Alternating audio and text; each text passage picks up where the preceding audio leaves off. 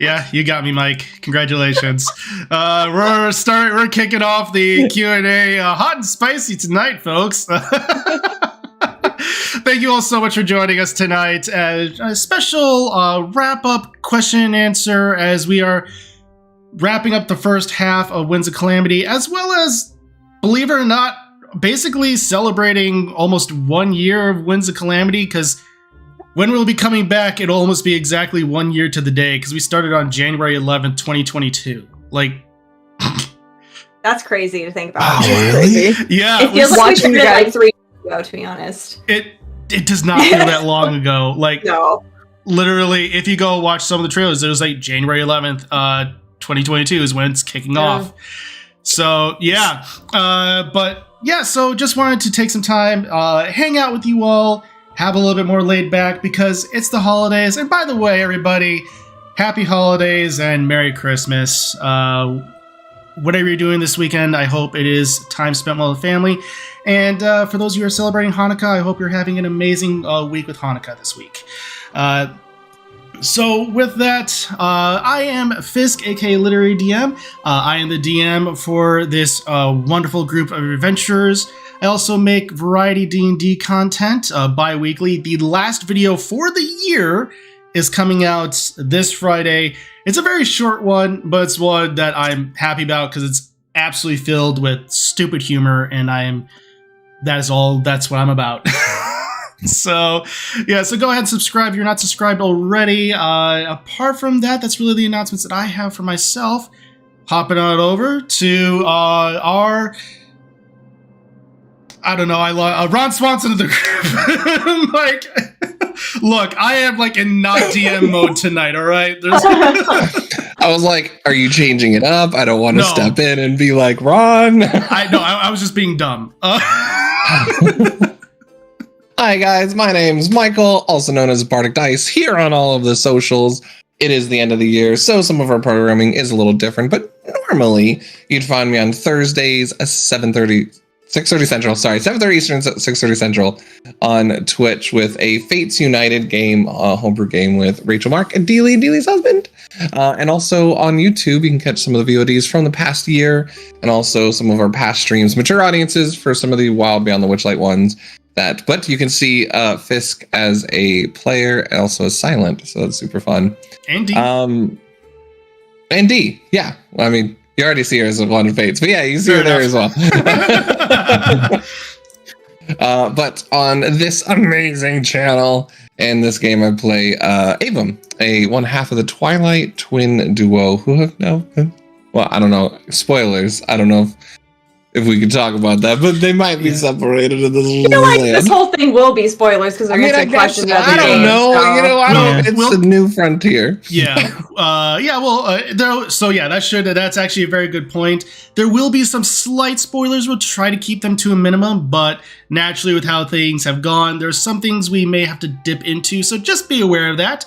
But yeah, that is actually something that's a very good point. Thank you for reminding me.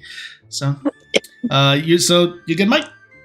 Yeah, play Oracle Row. Okay, bye. Okay, and then with that, we're going to go ahead and hop on over to one of our artists for this stream, and one half of a channel that had a very monumentous moment this past weekend, Rachel.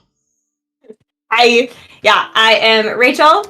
You can find me on social media under Pip400 Art. That's where I post all my art. I've been posting some clips from our game to our big finale on Sunday, so that's been fun. So you can go check that out.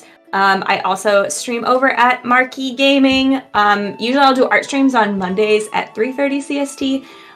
But next week will be Christmas week, so I'm not going to do that. But date to be announced. I am going to do kind of my annual request giveaway stream. Basically, anybody that shows up to the stream, you get entered into a giveaway. I'll pick like 3, 4, maybe more people to get a free headshot that I'll draw live on stream with you. Usually it's like a long time. Like I'm usually there for like 5 or 6 hours. It's fun though. It's like a little party. So yeah, I'll announce the date and the time in the Discord. I just kind of like family's coming over. I'm trying to like lock down dates for that. So I don't have a final date yet, but look out for it. Yeah, I'm sorry. I was gonna say, I remember the first year you did that. You started at like 3 and ended at like 11, maybe. That's insane. The week, literally like 2 weeks before that too, I was telling Mike, I was like, I could never stream a 7-8 hour stream. There is no way. And then I was like, Literally does it the next day. She's pretty fun. Yeah. Yeah, that's exhausting though. Like my voice was just gone by the end of that. So, but it's still it's party. It's fun. It is. So, yeah. So look out for that. And in this game, I normally play Scissory, a paladin rogue, and she's a Tweeling. And yeah, she's somewhere she doesn't want to be right now. He does not want to be here. Does not want to be here. Absolutely not. So with that, hopping on over, we have the second half of the Marquee Gaming crew that just wrapped up a 2.5-year-long campaign. Mark, I'm sure you're relieved you have sighs of I can rest. Mark. Yes. Hello, everybody. Yes, I am Mark of Marquee Gaming. And we did just finish our game on Sunday. So we're doing our wrap-up questionnaire on Thursday. So as long as weather permits, we might lose power. Who knows? So we'll see. But that's our plan right now, 7 p.m. CST. And then there'll be news about our second campaign coming up next year in that stream. So you'll want to check it out. But yeah, here I play Attic. He is a Sheikah Artificer. Good times, yeah. Hopefully we, all 4 of us up on the top row here very well could lose power with how cold it's going to get and snow. That's a very real possibility. So, yeah. So with that, jumping on down to the to our second artist for the stream, Deely. Hi, I'm Deely.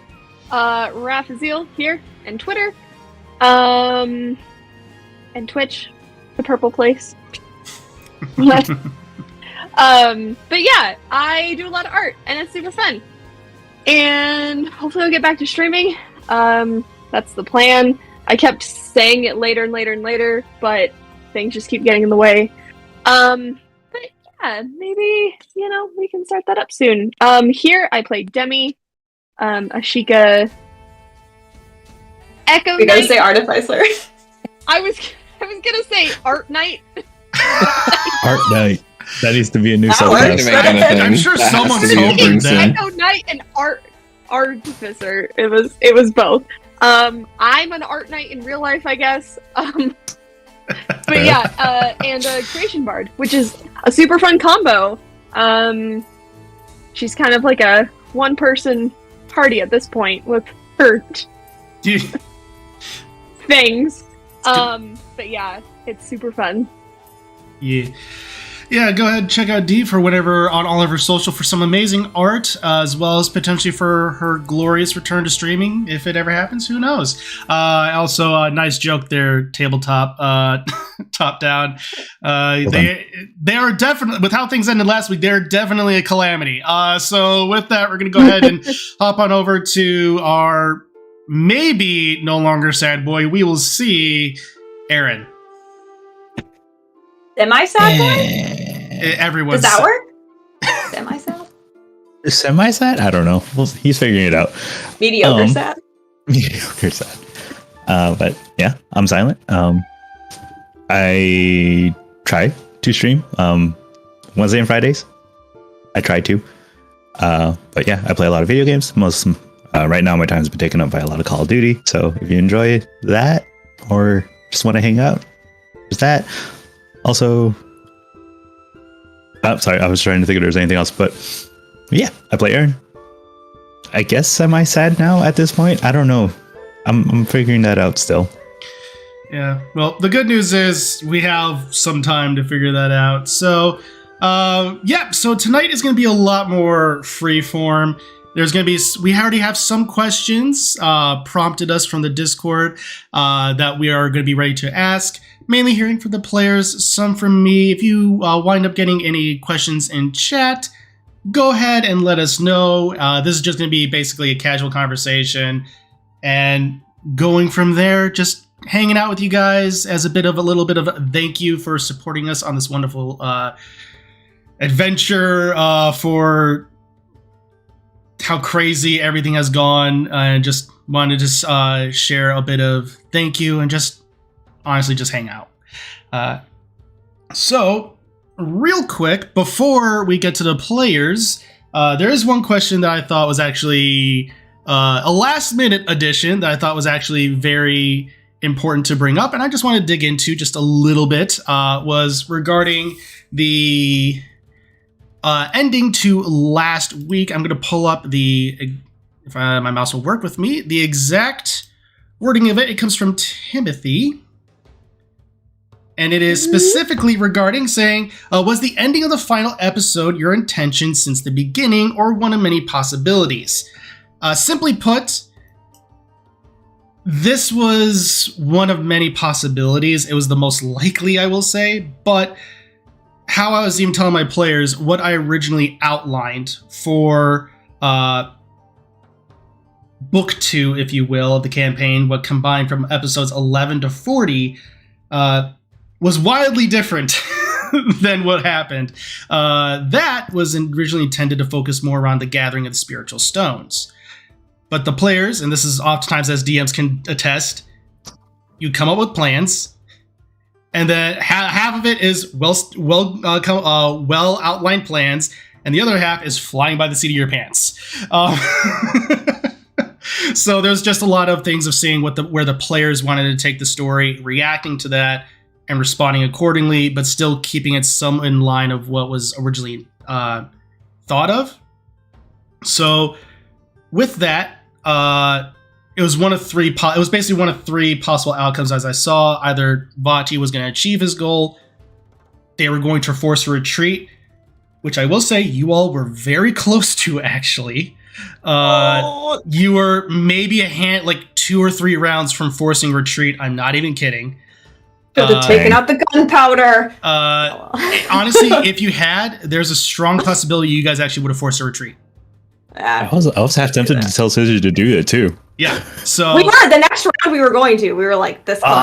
And at that point, they actually probably would have retreated due to the amount of damage that would have been done. So that was one possible outcome. The other one that is always theirs. They somehow beat all of them, and then which at that point the campaign would still happen because we still have a potential threat with the deck. That's also true. So it basically was the most likely, but I won't lie, you guys were very close to the second potential outcome, and I was actually like, okay, they're gonna do something that was it was meant to be a very difficult fight, but one where multiple things could have happened. So yeah. So cool. Fun insight. Yep. And with that, going into that, we're starting out with a little fun question for the players. This comes from Mark. What would you get each PC for a Christmas/holiday gift? I thought this was really fun. It's cute. That is a really fun one. Would it be, what would we get our PC? Or each one? You know what? That's what would our our things to PCs think of. Mark, since you asked this question, what do you think? I mean, my intention was just go through everyone in the party and say we'd get them, but Okay. What would we get each PC? yes. Okay. So Should have What written out an order do we answer. go in? I know. We didn't prepare for the questions. I did mention this was going to be first. Well, I don't know about the rest of them, but I do know what I would get Aaron. That's fair. Have you seen those like assassin teapots? Yes. What? No. So it's a teapot, but it has like a secret compartment that you could put like avoiding word just so I don't. Yeah. Oh my gosh, Oh. that's so funny. Yeah. So and it's cool how it works because you could put like just the normal liquid, or you can cover like a certain hole, and then it will pour out the other one instead. The evil liquid. The unalive juice. The unalive juice. But yeah, essentially, if I could find one, I would probably give that to Aaron, or even Demi. Nice. That's cool. Yeah. Haddock, don't use that teapot! No! Yeah, that's dangerous to have around Attic, so you probably shouldn't have that. Probably for the best. I would give Attic a free hug sweatshirt. I feel like he'd like I could see that. I could see that. Have it, find like a nice granny to like knit it. Your It's an itchy kind though. Demi's granny have There you go. Yep. So Avon would get a deck, a better like a tool belt, so he can put like all his tools organized if he doesn't already have one, or like a nicer set to go along with that for his stuff. Scissory would get a dragon egg warmer, but it'd be like used for like cups to hold, but it'd be something he could do. Demi, it'd probably be something to do with like her horse, like a new saddle or something like that, and her straps. And then Aaron would be black makeup, so he could do the Patterson Batman. Birdman with eyeshadow. Yep. Actually, I'd probably give like Avon the those notebooks that you could just like you can wipe off. Nice. So you can use the same notebook, because I feel like he goes through so many. 100%. He just shouldn't. Yeah, for sure. Well, that's been updated. Volume 43. Yeah. they all have like on the spine. They all just have a bunch of end labels. Like Volume 1, Spring of 22 to Summer of 23. He made up his own Dewey Decimal system. Only he knows this. No one else knows. No, why Dewey Decimal? Go Library of Congress. It's so much better. There you go. Yes. Yeah. No, you have It's his own. Oh, fair enough. It's super complicated and it's worse than both of them. Okay, yeah, I was gonna say, okay, it's worse than Dewey Decimal. Okay, just so everyone knows, I used to be a librarian for a university, so There's some strong, passionate feelings right now. there is, because Library of Congress is just better, and I know there are some librarians in here that would probably agree with me on that one.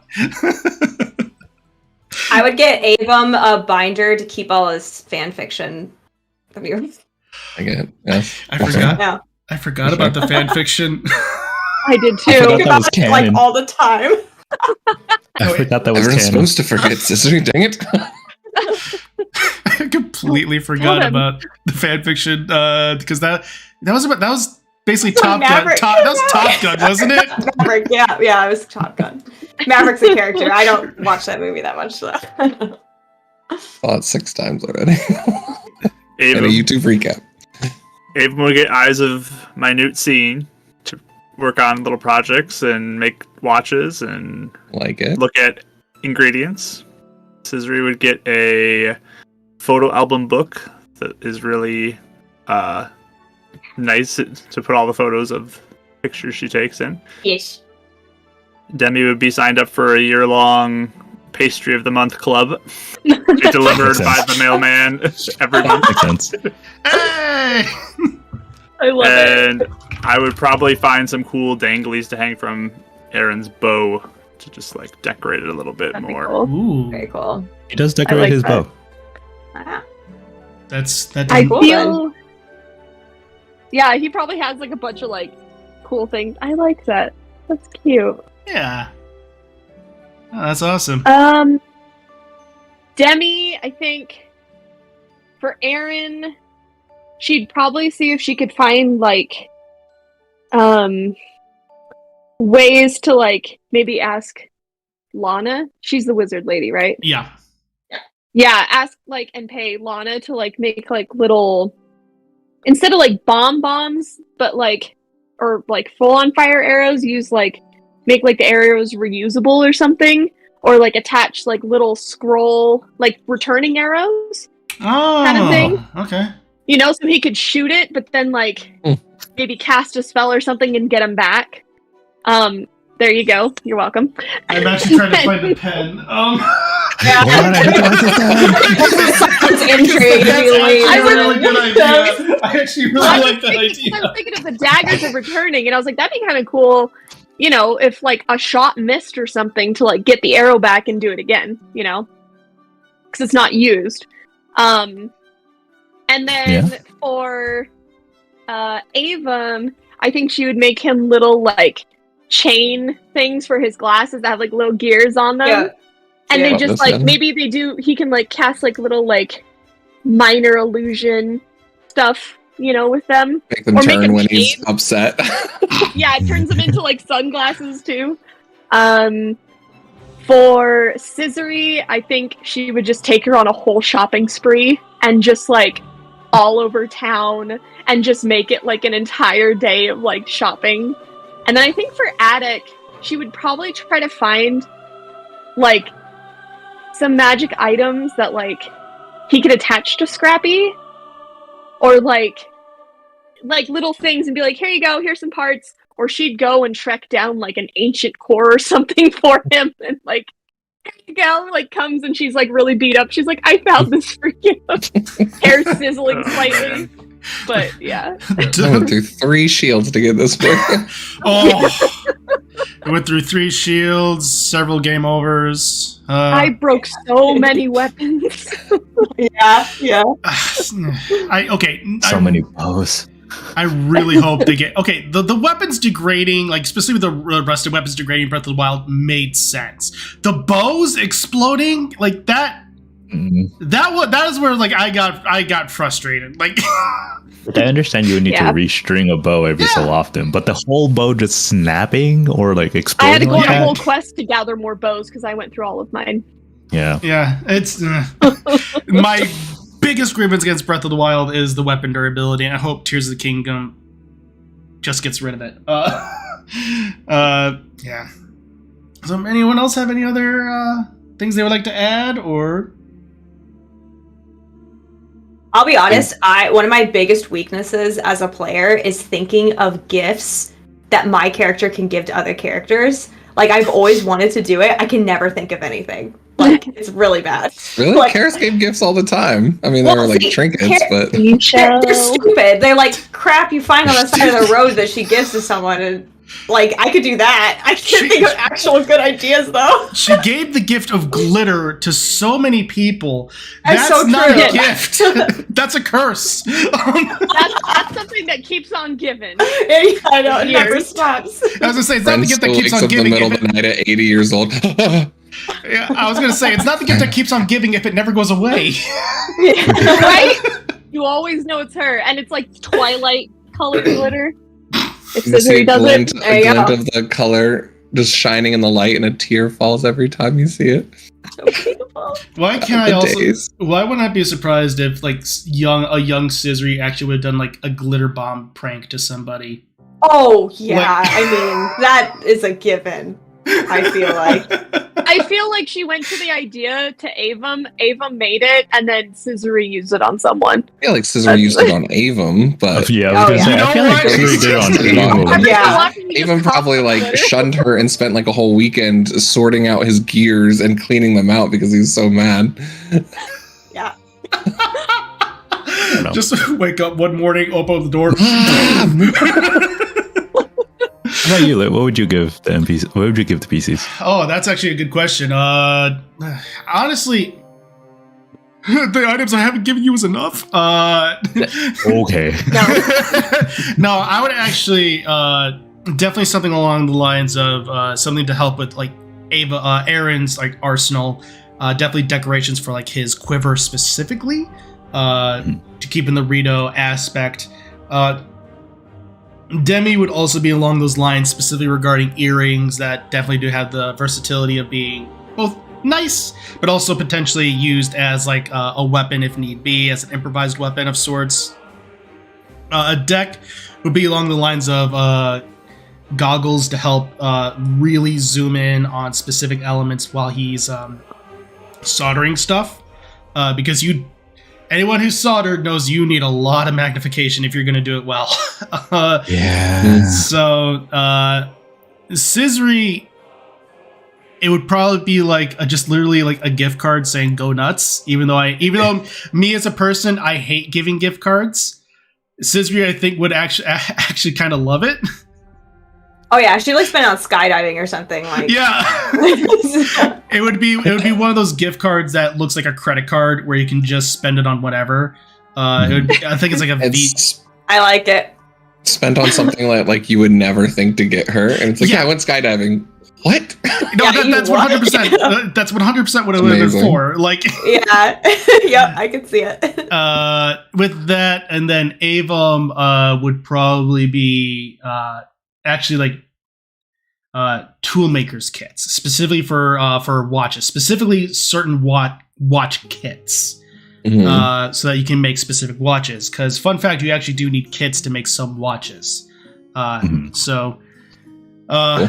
yeah, I totally. And actually, this is a little curtain behind the screen. I have actually been talking with one of my uncles about watches to actually kind of help DM Avum a little bit. I actually have been doing that because he's into making cool. watches. So, Oh, neat. like, that was like, this is perfect. I know someone who knows stuff about this, so I can kind of look like I know That's what I'm funny. talking about. So, yeah. Is it bad when you said like the goggles to help Attic like really zoom in? I was thinking of the old man in Toy Story 2. Yes. I was like, I forgot about him. the one that repaired Woody after he tore his arm. Yes, that's right. That oddly satisfying scene.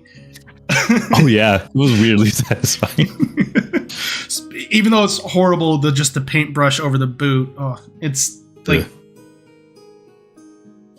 All right.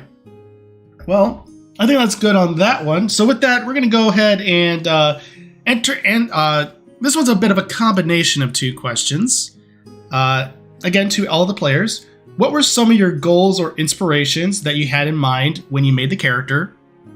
Followed up with, along the way, did you come up with any characters that could serve as potential backup characters? If you feel so inclined to talk about that. So this is a combination of a question from Rachel and Tim. I can start with that one since I've already talked about the backup character a little bit. Yeah.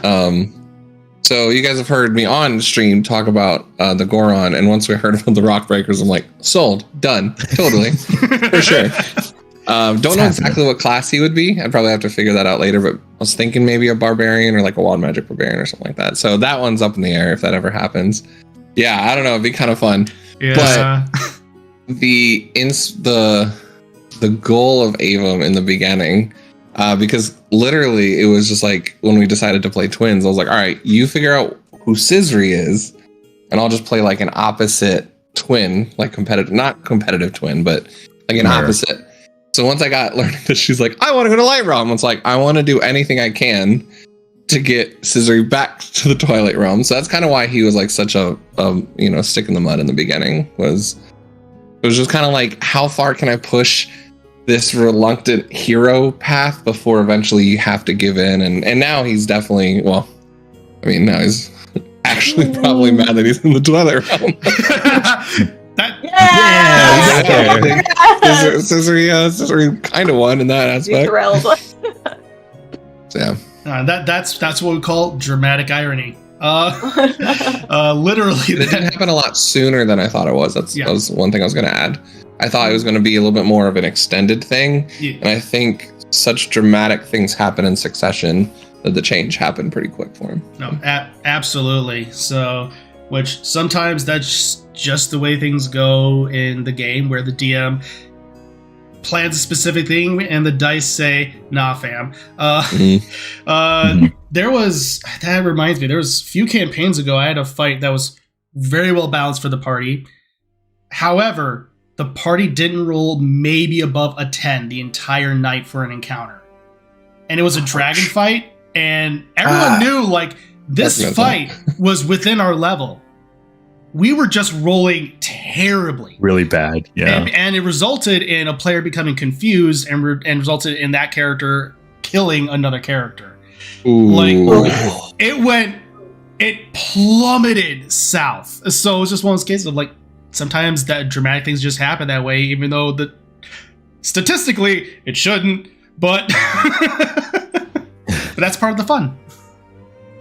I could talk about that one. Oh yeah, definitely. Gosh. Yeah, no, that I was reading that on his face the entire time. So yeah, anyone else? I can go since we're twins and we kind of did co-creation together. Ding! Yeah, so Sister was interesting because a lot of times I will give like pages of backstory to a character and plan out all these things that might be dramatic that could happen. You know, not necessarily plan out what's going to happen, but just like, here, DM, here, take all this dramatic stuff that could happen. But with Scissory, hers was just a lot more simple of she feels stifled and wants adventure and wants Avum to come with her. And I wanted to play around with kind of a more reckless character, but also understands lines and not to cross them. So I just kind of wanted to play around with that a little bit. And like, you know, Mike and I said, we both wanted to be kind of opposites so we could go back and forth together. And, you know, I could go a little more extreme with some things because I knew his character would pull me back and vice versa, which we kind of have done.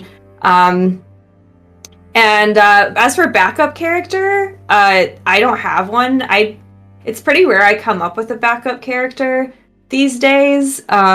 Which, like, if Scissory dies, like, I'll be okay and I'll come up with one. But it just feels weird to keep that in my head. Like, I almost need to no, I'm done with Scissory before then I come up with a backup character. So I don't have one. Yeah. I feel that. No. Yeah. Absolutely. And which does happen. Sometimes people like coming up with characters, sometimes they do, stuff like that. But no, that is actually, I love that. And yeah, no, playing around with that was a lot of fun because we were definitely talking back and forth about like, which kind of led to how Scissory, her plot line was planned out, was like, you were asking me, how does this paladin thing work with the Twilight Realm and stuff like that? And Mark was actually playing Twilight Princess on stream at the time. And I think you asked me that, and then like the day later, I was just watching stream, and with that, he entered into one of the hero shade portions, and I was like, that's it. Yeah. And I think you messaged me and you were like, hey, I have an idea for her oath, but I can't tell you. Is that okay? And I was like, sure. Like, yeah, well, sounds good. Yeah, it was like, do you want to know? It was like, do you want to know now? Do you want to? Are you okay with it being revealed later? That kind of stuff. It was like, oh, you're okay with keeping it secret. He's like, okay, great. It was something along those fun. lines. Yeah, it was good. It was a good time. Absolutely. With that, anyone else?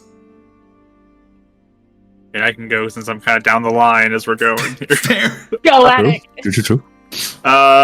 So Attic was born because I really enjoy playing Artificers. I think they're super fun, and I didn't get to play like a full one yet. I kind of started playing one in a game Rachel ran, but I didn't get to fully get like a real campaign out of it. So I was like, I want to try it again, and I want to do a different archetype than what I had before. And then Lip told me to be an Artificer, you have to be Sheikah. So I was like, cool, I like Sheikahs already, so that works for me. But I wanted to throw in that little extra little twinge, because I was thinking about doing a strong character, maybe a Goron. That was kind of like one of my early thoughts.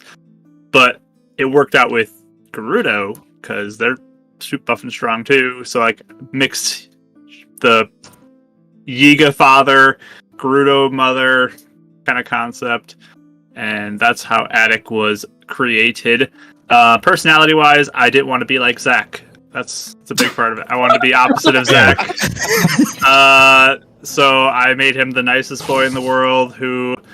it did feel like a 180 that first game. Yeah, my whole thing was... I think it's a lot easier to play like for party meshing, to have this just like really just like happy, whatever, everything's good character. So I wanted to do that for this one. Sorry, Mike. And I learned a lot as a DM.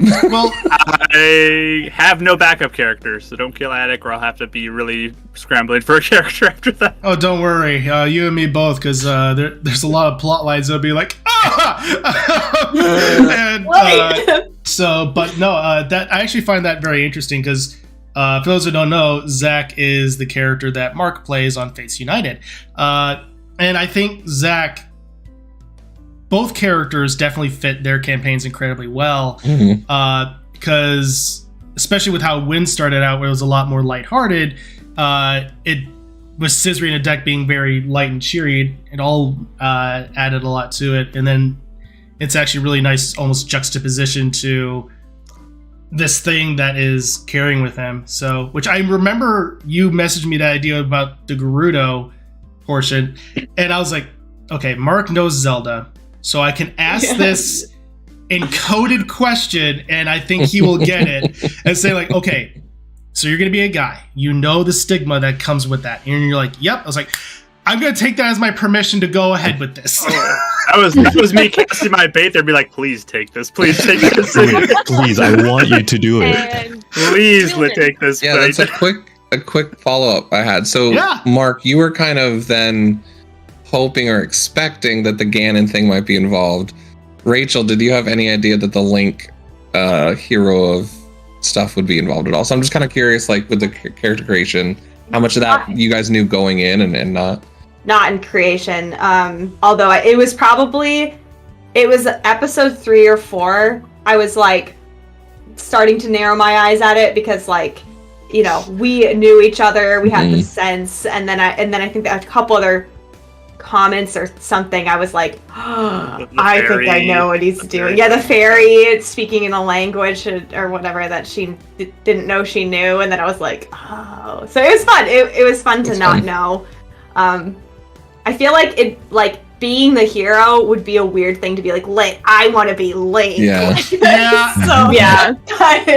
I'm glad that you gave it to me instead. Yeah, no, that was if a player did come and say, I want to be Link, I was like, that's No. the You're not. biggest Yeah. red flag I have ever seen. That's an automatic no. I probably would have been that, but Yeah.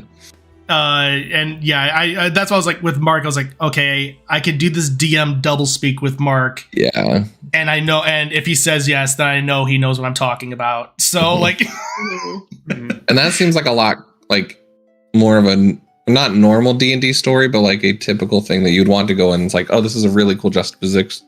yeah, Whatever situation to try and figure out. As I tried to say, I tried to get through it, but I couldn't do it. Hey, I feel you, man. That's cool. That's neat. No, so yeah, go next. With Demi coming in later, I'd say Wind Waker being my main inspiration with things, because I just love that. That was like the first Zelda game I actually like got to play beginning to end multiple times, and it was just so cute and light, but you also had like the serious side. So with Demi, I kept trying to get that feel of she's light and happy, but she does have a deeper, side that's like a little bit more serious, undertones, but nothing too tragic. Now with all her, family information reveal stuff, she's like, oh, so, I thought that was kind of fun. But I really wanted her to kind of embody some of the elements that like I had seen not everybody else had in their characters, and kind of like make a lot of like deeper cuts and nods throughout the Zelda franchise too, because I just love the games and everything.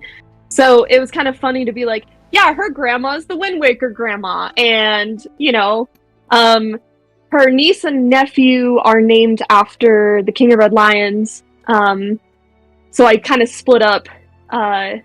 I can't remember his full name right now, but his like full kingly name is kind of split up for the twins' names. But that's one of those things, like, it doesn't even come up, and I even forgot about the twins' names in the last episode. Right? yeah. It was maybe a little too deep cut. But yeah, and then bringing in an Epona type feel, so someone who got along with the horses and stuff. I thought was kind of fun. And then knowing the Sheikah lore about being, shadow folk and everything, the Echo Knight kind of fit. I mean, you and I were talking about her being a barbarian at one point. Mhm. I was like, I kind of want to avoid monk, but maybe I could bring in a druid. That would be really interesting. So there's kind of all those possibilities, but Because at one point we were talking about barbarian druid, and I was game for you to go and try it, but I was like, if you try it, I will help you along the way. But knowing you and how you like to play your characters, I was like, if you want to do this, go ahead. And then you mentioned fighter bard. I was like, honestly, I think you'll enjoy that a lot more. And I think even you were like, yeah. Yeah, 2 subclasses that like I had never played, and in the next level up for the creation bard, she can have another fighter like mechanical thing fight with her plus her shadow. So it's like she already has like her and like 2 helpers on her side, kind of thing. So I just thought that was kind of cool mechanically too. Like it makes sense for this like kind of spy lady to have as much in her arsenal. So just building her more utility and less like damagey at times. But I was not expecting the music side of the harp thing. That was just a nod to the Zelda harp and just liking the music and being in love with the Zelda's Lullaby and Epona's song and all that. So it's fun. Absolutely. Silent. All right. So, admittedly, how Aaron was created was just the fact that I was just curious what it was like to play a flying character, because I've never played Arcane. I've only ever played half elves or human. So, so the initial thought was, what's it like to actually play something that flies more often than it walks? And it just happened. Rito made sense. I originally had him only as a hunter. Also, I didn't actually. The whole spy assassin thing came literally session 1. I thought about it session 1, so I DM'd lit like in the middle of session 1. I was like, hey, wouldn't it be cool if this was the case for Aaron instead of like It's amazing. Oh, that's funny. I didn't know that. Yep. Yeah. So basically I was like, okay, and then I was like over the next few days I was like, okay, you'd just be leaving the organization because you're level 2. This would probably be like your first mission solo specifically. And that's basically where Shadowclaw and did I give you the name Nash at that point, or was that not till like several sessions later? You didn't give me Nash until like he just showed up on the boat. That's right. That was like session 11 is when Nash showed up. That's right. Yes, because I had his handler, as well as case of like DM working things in the background. Now we have this. So that was a and Nash wasn't part of your original story. That was in reply to that. That's fun. Yeah. I like how it fits in. It's fun. That's some nice improv then, like building, because it seemed like it was written in like early on. So well, kind of early on considering session 1. But I'm sorry. Go ahead. I would say it was kind of early on, but it was one of those cases of like, all right, and I'm not gonna lie, I was kind of laughing. I was like, of course, wants to play a ex-military type character. Yeah, I have a type. But it's one of those things where like. Plus, I always like the idea of like having that brooding assassin type character. I just never really played it because usually my characters are good guys. Essentially, like they have a heart of gold and they want everyone to succeed, for better or for worse. Granted, Aaron is kind of in the same boat, but he's more business first, I guess, if that makes sense. Oh, yeah. He'll put the mission first before anything, and if the mission requires him laying his life down, then he'll do it, but only if it requires it. Yeah, that totally didn't come up at all. No, not at all. Oh, couldn't even tell. Yeah. But yeah, like Rachel said, I don't really think of backup characters either until like I need to, and I needed to, at the very least. Like, yeah. So, because with the way, and I mentioned this to you, I was like, this is just something that just happened to Aaron, and the fact that it kept rolling, it's like, I swear I'm not bullying. The dice are just saying, nah, fam, Aaron is just, his life is going to be miserable for a few days. Yeah. And I was like, and Island and I started talking about character designing too. So I'm like, well, I'll help you make your next guy, I guess. Yeah. No, it was very close. Yeah, very close. But thankfully, go ahead. Okay, you finish that. No, thankfully he's still alive, and yeah, I have a backup. My backup's a Hylian, so Ooh, fun. Eldritch Knight. That's my plan, at least. That'll be cool. Eldritch Knights are fun. Yeah. Yeah, I was gonna say, I really like the balance of this party, because you have like two super optimistic and then two like super pessimistic, and then one character that came in that can kind of like go between very well and like go to both sides. So it feels very balanced, and then everyone's kind of come together a little bit, as you've seen some of these super optimistic people start like, you know, worrying about things, and then some of the pessimistic people be like, no, we can do this if we stick together. So it's been really fun to kind of just see the gelling of the party from day one and how it is now.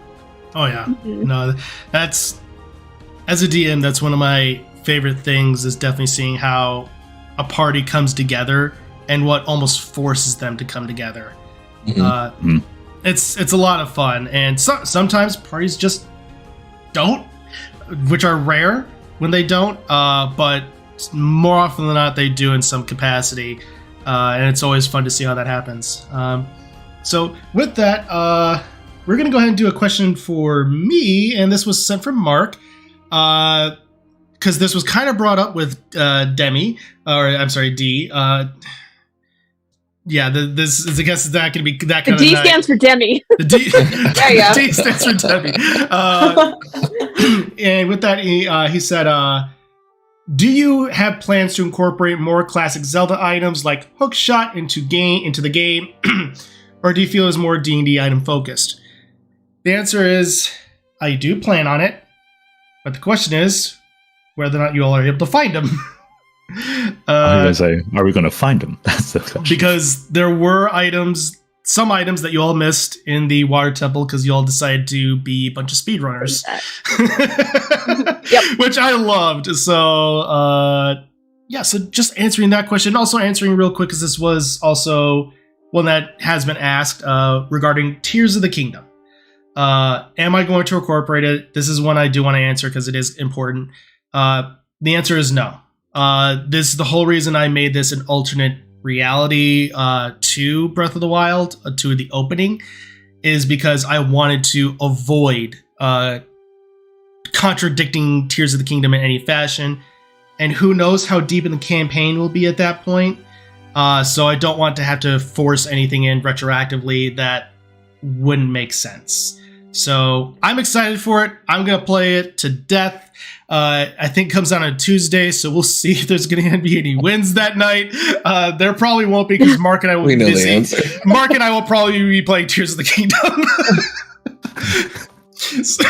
So fair enough. Yeah. Fair enough. So with that, those two questions. Let's see. Which one would be a fun one to answer here? Oh, this is actually an interesting one. Do you see a bit of yourself in your characters? I'd say so. Yeah. Just trying to be understanding and caring. And the kind of awkwardness too of like being an adult and then like trying to make friends in general. I know no one else can relate to that. It's just that like, you're in your like lane for such a long time that all of a sudden, you start to make friends, and then it's just like overwhelming. Or in general, making friends is hard at times. But I'd say Demi's kind of drawn a lot from that, of just being a, not a child making friends, but an adult, and just kind of stemming from like that experience. And then I think being caring too.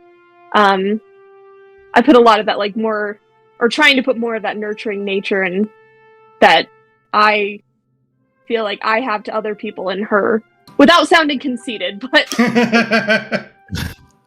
How dare. I think for me, Scissory's mindset is really opposite from me, if that makes sense. Like, I am very negative, pessimistic, and critical. That's how I think. And Scissory is like the exact opposite. So like her headspace is just really foreign to me. But I think she acts similar to me in that she can make friends really, really easily. Basically wherever she goes. And like that's like I'll like go to coffee shops and like find a random person and talk to them for like an hour. Like I'm just kind of like that person if I'm in the mood for it. So like we have that in common, me and Scissory. And also I think she really wants the people around her to be happy and feel safe and have a good time, and will do whatever she can to make people comfortable enough to be in that place. And I feel like I tend to try to do that as well, or that's something at least I think about a lot in my head. So those are kind of the two similarities I see. I'll go off of that because of the twin thing. I think that's really funny you say that. I didn't know that because I'm the opposite. I think I am more optimistic the way I think and idealistic and not realistic, where Avum is extremely realistic and like you have to convince him to even like consider a grander idea outside of his framework. But there is like, if you took me without like the niceties of like, oh, I want everyone around me to be happy, and I just didn't care. And there are times that I don't care. There are plenty of times that I don't care, but I usually fake it through it. If I took away that filter, I think that's where Avum would kind of crack through. Scenario that maybe sometimes people don't know about me. So there's that aspect that's in Avum, but then there's obviously the self-sacrificial part of him that doesn't show too much in his acting, but that's how he really feels. That's similar to me as well. So yeah, I always try and put portions of me into my players, so my characters. Okay, perfect. So that's fun. That is fun. I think, I hope stream is still up because I got a message from OBS saying it disconnected halfway through that and then reconnected. So I think stream is still up. I see it up. It looks like it's I think we good. are. I Great. see it. Okay, great. Then OBS was just being dumb. All right. Well, I would rather tech issues happen tonight than during game. So, well, no, that is actually definitely very interesting. So yeah. I'm trying to think if there's anything about me that reflects in her, but I mean, I think for Attic, well, you think if you want more time. yeah, go for it. I mean, I would say I feel a little bit of a connection to Attic because I didn't have a lot of friends growing up, and like he didn't have a lot of people growing up either. So like, I understand kind of like that. Oh, I don't really have a lot of people, but all of a sudden, like, there's these people here now, and it's fun, and appreciating them and stuff. So I understand that. I'm not nearly as outgoing or showy with my care for others as Attic is. I'm definitely way more reserved and introverted than Attic is. But I think that kind of backstory plus just like tinkering with things, like I do that still today. So I kind of get that connection, I think, to Attic. Mm-hmm. That makes sense. Also, why you have 4,000 projects that you came up with for Well, Attic. yeah. I mean, I love projects. They're great. So, Mark, you was revealing how many projects you started out with at the beginning of the campaign. You started out with like 7, right? And then it's grown to like 14 or something like that. Yeah. And I got more I'm going to think of. I know you do. I'm not surprised. So whenever he's like, I'm looking at Project 9, I literally go into our Discord chat. I just... and I love it. The whole list, yep. Shouldn't project lists go down, not up? No. No, I'm growing the number. Like, I can add to the bottom of the list, like, project number 17. Just Fair enough. Oh, yeah. okay. And the rest Fair get enough. like crossed off and stuff like that. But I think they're literally crossed off. It's very methodical, I'm sure. Yeah. It's great. I love it. Okay, well, yeah, but there's something like for Aaron. I'm not great at meeting new people, and there's actually a reason my name is Silent. But usually when I'm in a group of like new friends and stuff, I'm the quiet one usually. But then as I get more comfortable with people, as I get to know people better, I tend to be more talkative. And with Aaron, that was kind of the same case. He was quiet. He talked when he needed to, but not necessarily all the time. But fast forward to now, he's making jokes. He's being more in the conversation than he would have normally. And yeah, I've now realized I have more in common with Aaron than I think I have with any other character I've ever made. It's weird. Oh, That's fun. That's Both amazing. like shooting games, so there's that, right?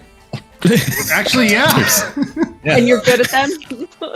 Aaron would so- totally play Call of Duty, 100%. Aaron probably would, yeah.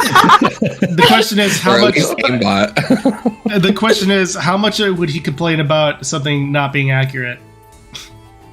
Oh, all the time. All And the I'm time? the same way. You are. Yeah. I'm not I am surprised. the same way. So His crossbow destiny is not accurate at all. It really, the string density is totally off. Can I also say I definitely know one other thing that you have in common with Aaron is you like picking out outfits for characters because you've That is definitely done that in other true. games. That's true. Yeah, no, I have heard that. I've experienced that.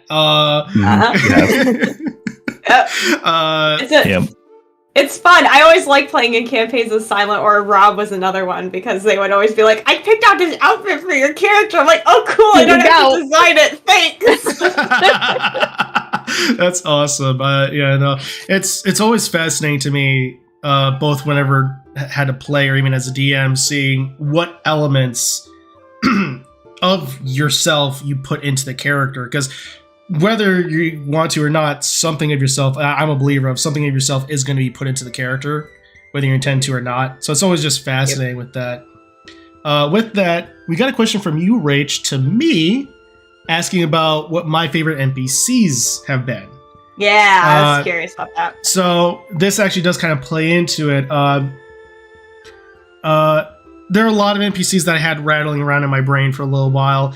Reyna is one that I really do like playing, mainly because I like the idea. I always like playing the idea of characters that are knowledgeable and confident within their knowledge, but at the same time lack confidence in other areas.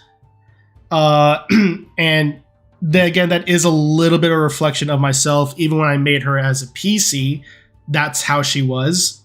She was very confident in her intelligence, less so everywhere else.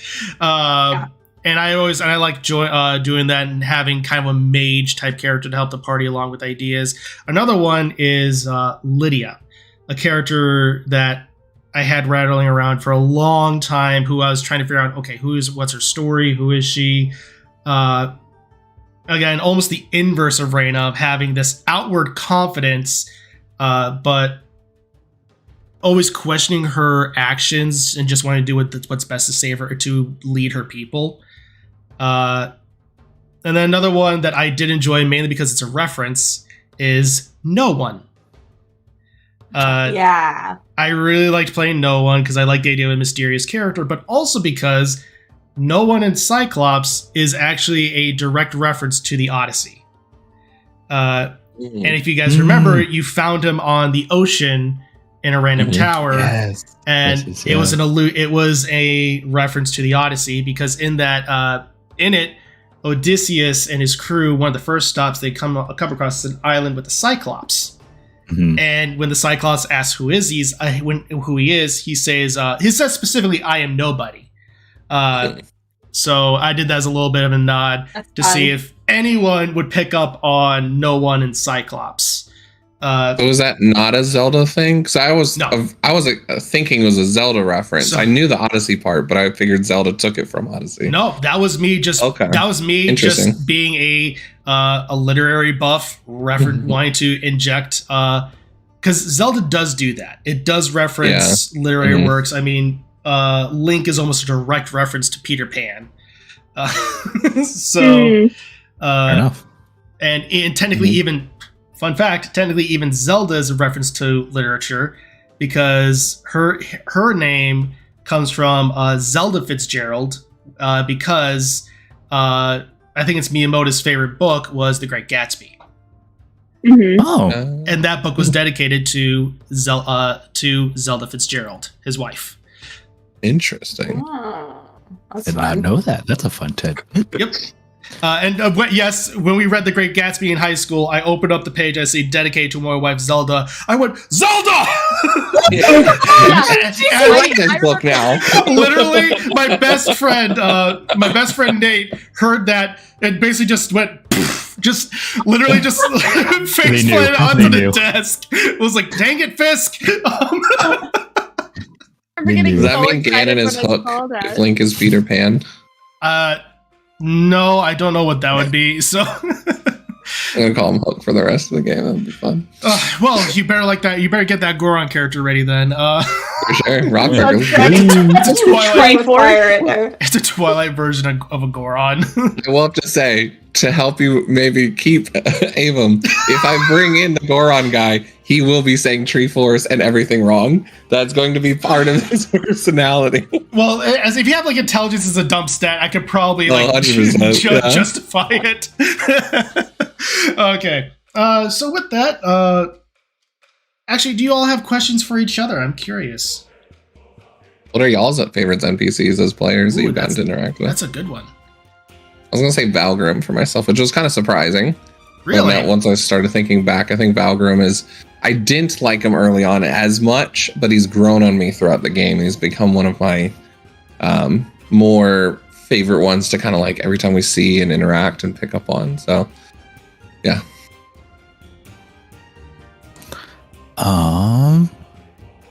I think I'd have to go with Valgrim too, just because I love okay, Skyward Sword mechanically was not my favorite game, but setting wise, it was so good. cool. I love the idea of the loft wings and all that. So, and when you introduced his loft wing, I was like, okay, yep, Valgrim, my favorite. I brought it in because one, there is a story there that's yet to be explored. As whether or not it will be explored is up to the players. But it was one of those cases like I wanted to explain a way of how he's able to get around rather quickly. I was like, flight is very easy, and yeah. I mean, I'm gonna say it because come on, Kevin and Sprite. Okay, fair. That's fair. And Scrappy. Gotta put all three of them in there if you're gonna do Scrappy's it. cool too. Sure, Yeah. sure, Scrappy.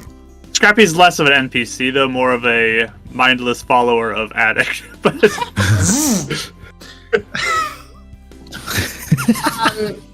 I like. I think I have a top three. Okay. I do like Sprite a lot. I think she's a lot of fun. Especially she's come in clutch for us a few times Oh, lately. yeah. So Oh yeah. we are big time. I like Reyna. Kind of like what did you just say? You didn't like Valgrim as much at the beginning. Like Reyna was kind of like cool. I mean, I know she was Lit's character, like a little throwback, but like other than that, I was like, okay, she's all right. But I feel like as the campaign's gone on, she's grown on me a lot. Especially like her and Addict's conversation, I like got a little more insight into her character. It made me like her a lot.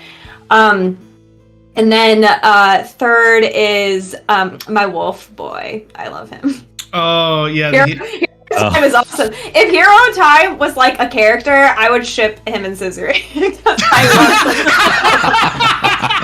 I mean, he kind of is a character. More spirit, but hey. We go on dream date for vision. I mean, you said you liked older guys anyway, so I mean, sure. I was like, I mean, when Will the oldest. I was like, when he's every date. tens of thousands of years old. Like, Look at it this way. At least every date will be a dream date. No. Right? okay, and with that, we're gonna be wrapping up the Q&A session. Oh my gosh. Anyway, those are my top three. So good. So good.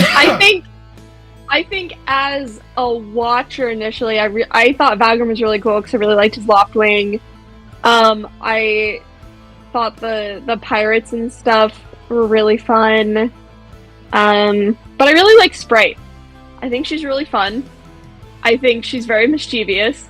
I haven't gotten to interact with her a ton, but having the little bit of interaction recently with her and like Demi not knowing and just like I don't know how fairies work was just like really fun and how clutch, like Rachel said, she came into play. So I think it's really funny. As much as I dislike Navi in the games, like I do like her at the same time because it is fun having that like little fairy helper. So, I really and I like the thought lore Lit for him. was going to like, hey, turn to me like all the time, and I'm like, I'm so glad you didn't. No, but he looks right, yeah.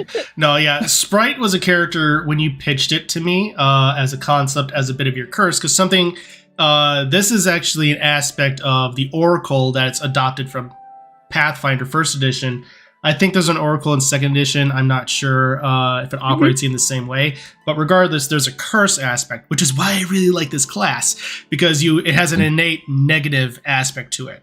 And this one is a bit of trickery, which is why Sprite has a bit of trickery to her nature, and why she likes stealing things.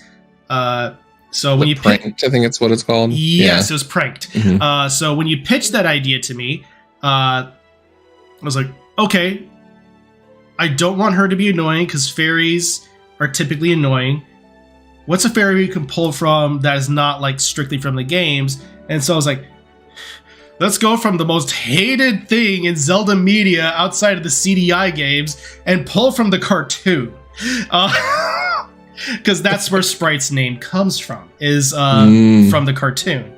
And she is also hated there. So, but that's all she shares is basically her name, and that's it. And I'm actually surprised and love to hear that you guys are liking the character, because I do like getting the chance to play Sprite. We've redeemed her from the cartoon. Let's see. Yeah, I mean, half of Avum's spells come from that. And there's like 4 of them that come from that pranked thing. So it's a lot of fun. Oracles are really cool. Let's see. I also wanted to say, I will say Mira is a really close second for me. Mira's really fun. That's cute. Yeah, Mira was a lot of fun to come up with as a concept, which I hastily had to put together when you all decided you want to go out to sea first, because in the initial plan I was like, sea, I was like, okay, I know there's a Zora princess. Okay, I need to assemble a Zora princess her character really quickly. And so that was a lot. She was a lot of fun to think up. I do have a NPC question for you, Lit. Oh yeah.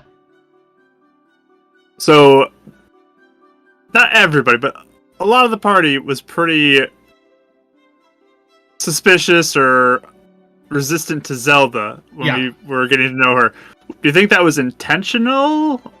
Or was that something that was a misunderstanding, I think, by the players? That was me being an absolute dingus. And thinking, and I was trying to communicate her as trying to be wise, but at the same time, not trying to be wise, but at the same time, also trying to get into the idea of she's still young and she's just doing the best she can. And given this lineage of being Zelda, there's a lot of weight that comes with that. So it was most likely unintentionally leaded to a lot more suspicion than I expected. But at the same time, to me, I kind of took that in stride, because it's like, okay, this means that I'm doing something right, to where there's enough paranoia built in with how Vati's operating that the players and characters are being very suspicious. So it's like, this is not what I intended, but something is being done here that I can use. So I ended up enjoying that, because I feel like the temptation could be to play Zelda perfect, and she knows what she's doing and always says the right thing, but it kind of felt like she's more just of a normal person that's just trying her best, and she says dumb things sometimes and makes situations worse potentially, or someone's mindset or whatever. And then her willing to own up to it at the end and apologize was enough to earn a good amount of respect, It makes me more relatable to her, because I feel like it makes her feel like she's where we are at and then growing with us. instead of already being this established, like I'm just waiting for you to get to where I'm at so we can save this world sort of thing. Right. So that does feel good. I've loved that aspect of her. Yeah, that was something I actually really liked about the Breath of the Wild Zelda, and that was something I really wanted to lean into. So. And to Timothy's point, it was really only Scissor that was super suspicious of Zelda. Yeah. But Abram was a little suspicious, but he just wasn't vocal about it. I think there were times like Demi said a couple things, and Avon, so it was a little bit. Avon was going to go through her stuff the first time they met her. That's right. I was legit ready to do that, and then I think I did something where I was like, I took too much spotlight this game, and I was like, I'm just going to sit back for the rest of the game, and kind of let everyone else RP. And so I didn't force that one. To be fair, okay, then Scissor was definitely the most vocal about it, but then more vocal, for sure. Yeah, and I just like how Aaron is surprising because Scissory doesn't come across that way that often. Usually, she's not suspicious hardly ever. I mean, it was because she was jealous of Zelda so she was kind of tuned into her a little more. And then when Zelda, but the second Zelda called Attic a villain, she zoned in on that and was like, "How dare you call him a villain?" So it's just and then after that she was just like honed in on everything Zelda was doing, because it's like, if you're gonna call Baby Boy a villain, like what kind of monster are you?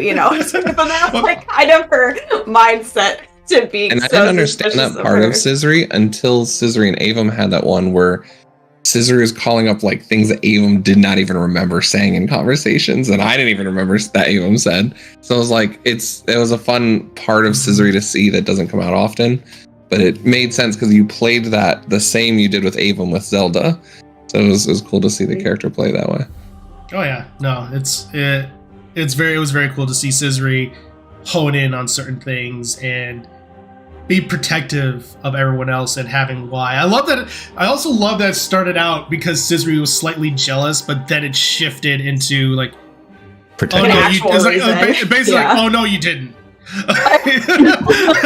Yeah. Exactly. Because the thing is, the idea of Scissory even being jealous, well, it should have crossed my mind, didn't even cross my mind as to. But no, that's yeah. I mean, Attic had like practically heart eyes every time he looked at her, and so Scissor is just like kind of trying to ignore it and like not pay attention to it. Yeah. And even with Aaron had that oath, so he was always like, follow the crown regardless. Yeah. So he didn't really have a reason to doubt until that whole thing where she quote unquote hesitated to revive him. So here's a question for you then. With Aaron, with Nash, his faith in Nash being shaken, how's Aaron's faith in some of the other leaders now, especially Zelda included, or the Rito leader? And in terms of Zelda, he's more cool with her just because he's had that moment to actually work with her directly. Whereas even she like wasn't a cage, I guess. So, yeah. That too. So it's not like he can't really question her now at this point. But in terms of Rito leadership, he's kind of on edge about. Especially with the timing, like the whole ball thing was like, the whole ball thing happening, getting attacked when the Rito leaders weren't even there. So it's like he in his head, in the front of his head, he's saying they were investigating the Shadow Claw, but in the back of his head, he's also saying, was this planned? Did they know this was going to happen? Because the timing of them not being there and then being attacked that same night, it's suspicious to him. I didn't even think about that aspect. Yeah. And then the fact that the number of Shadow Claw that are even aligning themselves with Yiga are even bigger than he was expecting. He was expecting maybe like a small group that Nash was leading, but no, it's literally almost half of them. So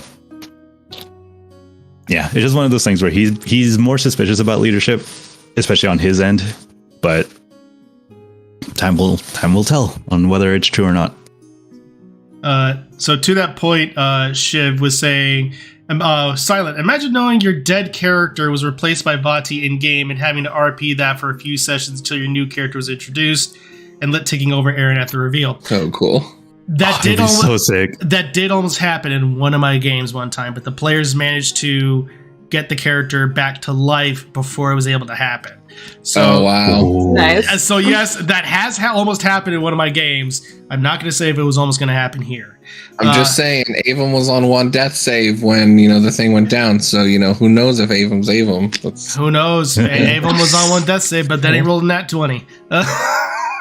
Yeah. But yeah, no, that was that's actually a very interesting point that you were thinking about that. That's awesome. So with that, let's see. What's another good question here? I guess this is a good one from another one from Tim. What has surprised you about your characters as you played them? It surprised us about our characters. Is that what you said? Yeah. What has surprised you about your characters as you played them? I have an answer like right now because I feel like Scissory has surprised me a lot. Like I made her just as like a really positive, happy person and didn't think too much of like an emotional state. But I did not realize until probably the last 10 sessions how in denial she is of a lot of issues she has, but she just never thinks about it and is not in touch with her emotions or how she feels about things at all. And I was really shocked at how quick to anger she can be. When something sets her off, like it's at 100% very quickly, and I didn't think she'd be like that. Probably because she's suppressing some emotions. I mean, it makes sense. And I also am surprised. I was surprised by how much tension her and Avon have.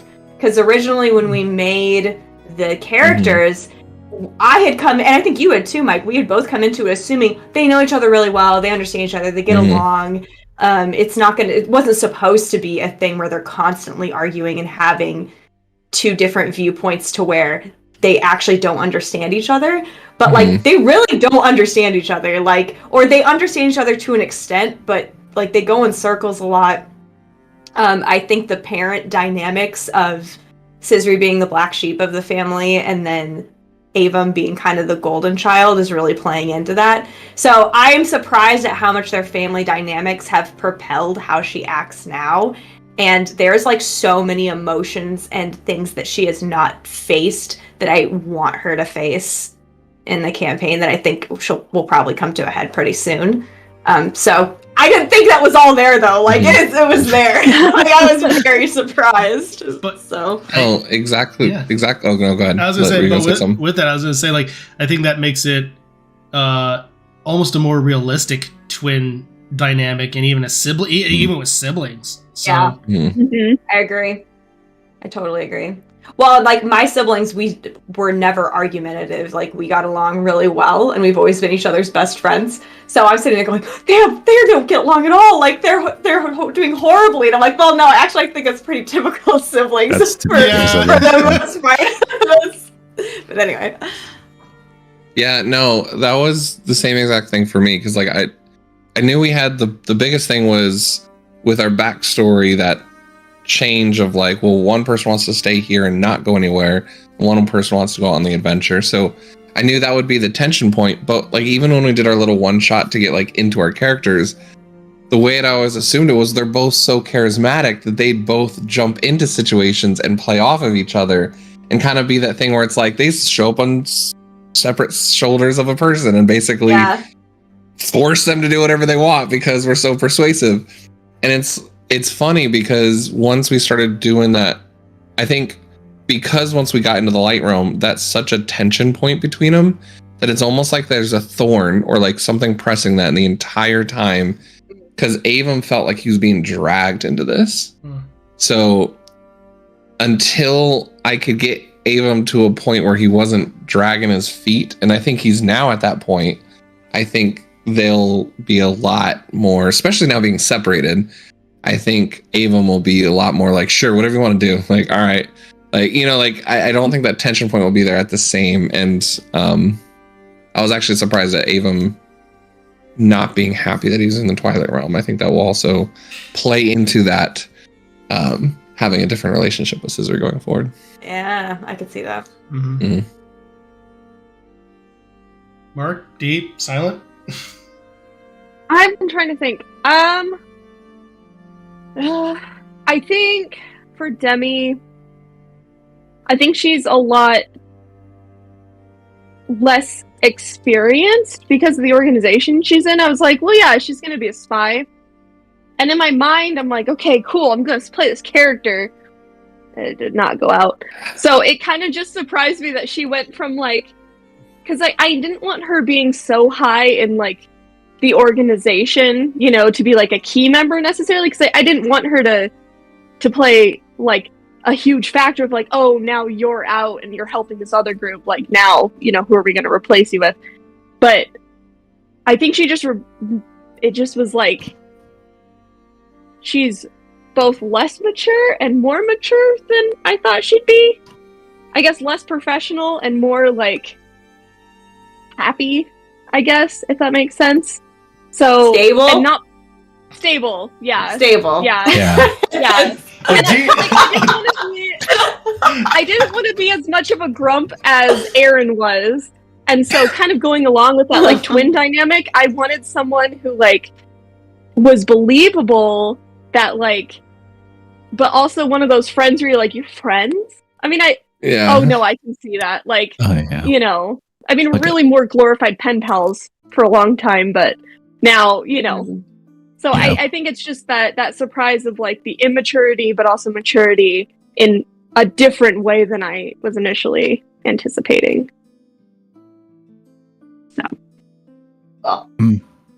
I guess for me, it would be that just how loyal he is to the party now. Like He for is. for like the first time, like the first time he met you guys were work. Like it was literally a job to him. He did not care whether you guys stayed or not. You guys could have left the next day and he would have been fine with it. But now, I mean, obviously excluding Demi because he's been friends with Demi for like how long now.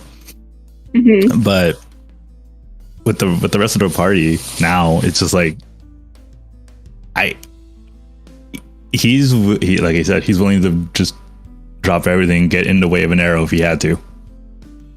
So like kind of did, but yeah. Yeah, well, when they were fighting Nash, like I told you guys when we were fighting Nash that first time, was he was willing to just goat Nash into fighting him up in the air, so he didn't. So you guys didn't have to deal with that. Mm-hmm. And I will say, if you were able to, if it would have got to that point, it would have happened. Because, yeah, for as reasons as you eventually found out as to why. Mm-hmm. So yeah. Yeah. I'm trying to think if anything surprised me about Attic. I feel like it's kind of played out how I expected it with him a lot, because I was trying to build him that way and it's kind of worked out that way. I guess I feel like it's a little more surprising though, kind of how thoughtful he's been. I think that part of the game has been revealed as just kind of like reflective and calmer, and like sits and talks with Lydia for a while, or like has Scissory go off about her frustrations to him, and just kind of like trying to be the calmness too. Even though he's like upbeat and positive, he's still like the calm person to. Mm-hmm. Like he's intentionally avoided going to the fights. Like when there's a fighting arena, he's just like, nah, that's not for me. That's not my life. Like, but like, meanwhile, he's the guy who's just like punching Nash in the face on the ground because he's trying to protect his friends. So it's just like the weird calmness that's in him as well. And then kind of how that ties into what he's meant to be and the calmness. So I don't know. It's just interesting.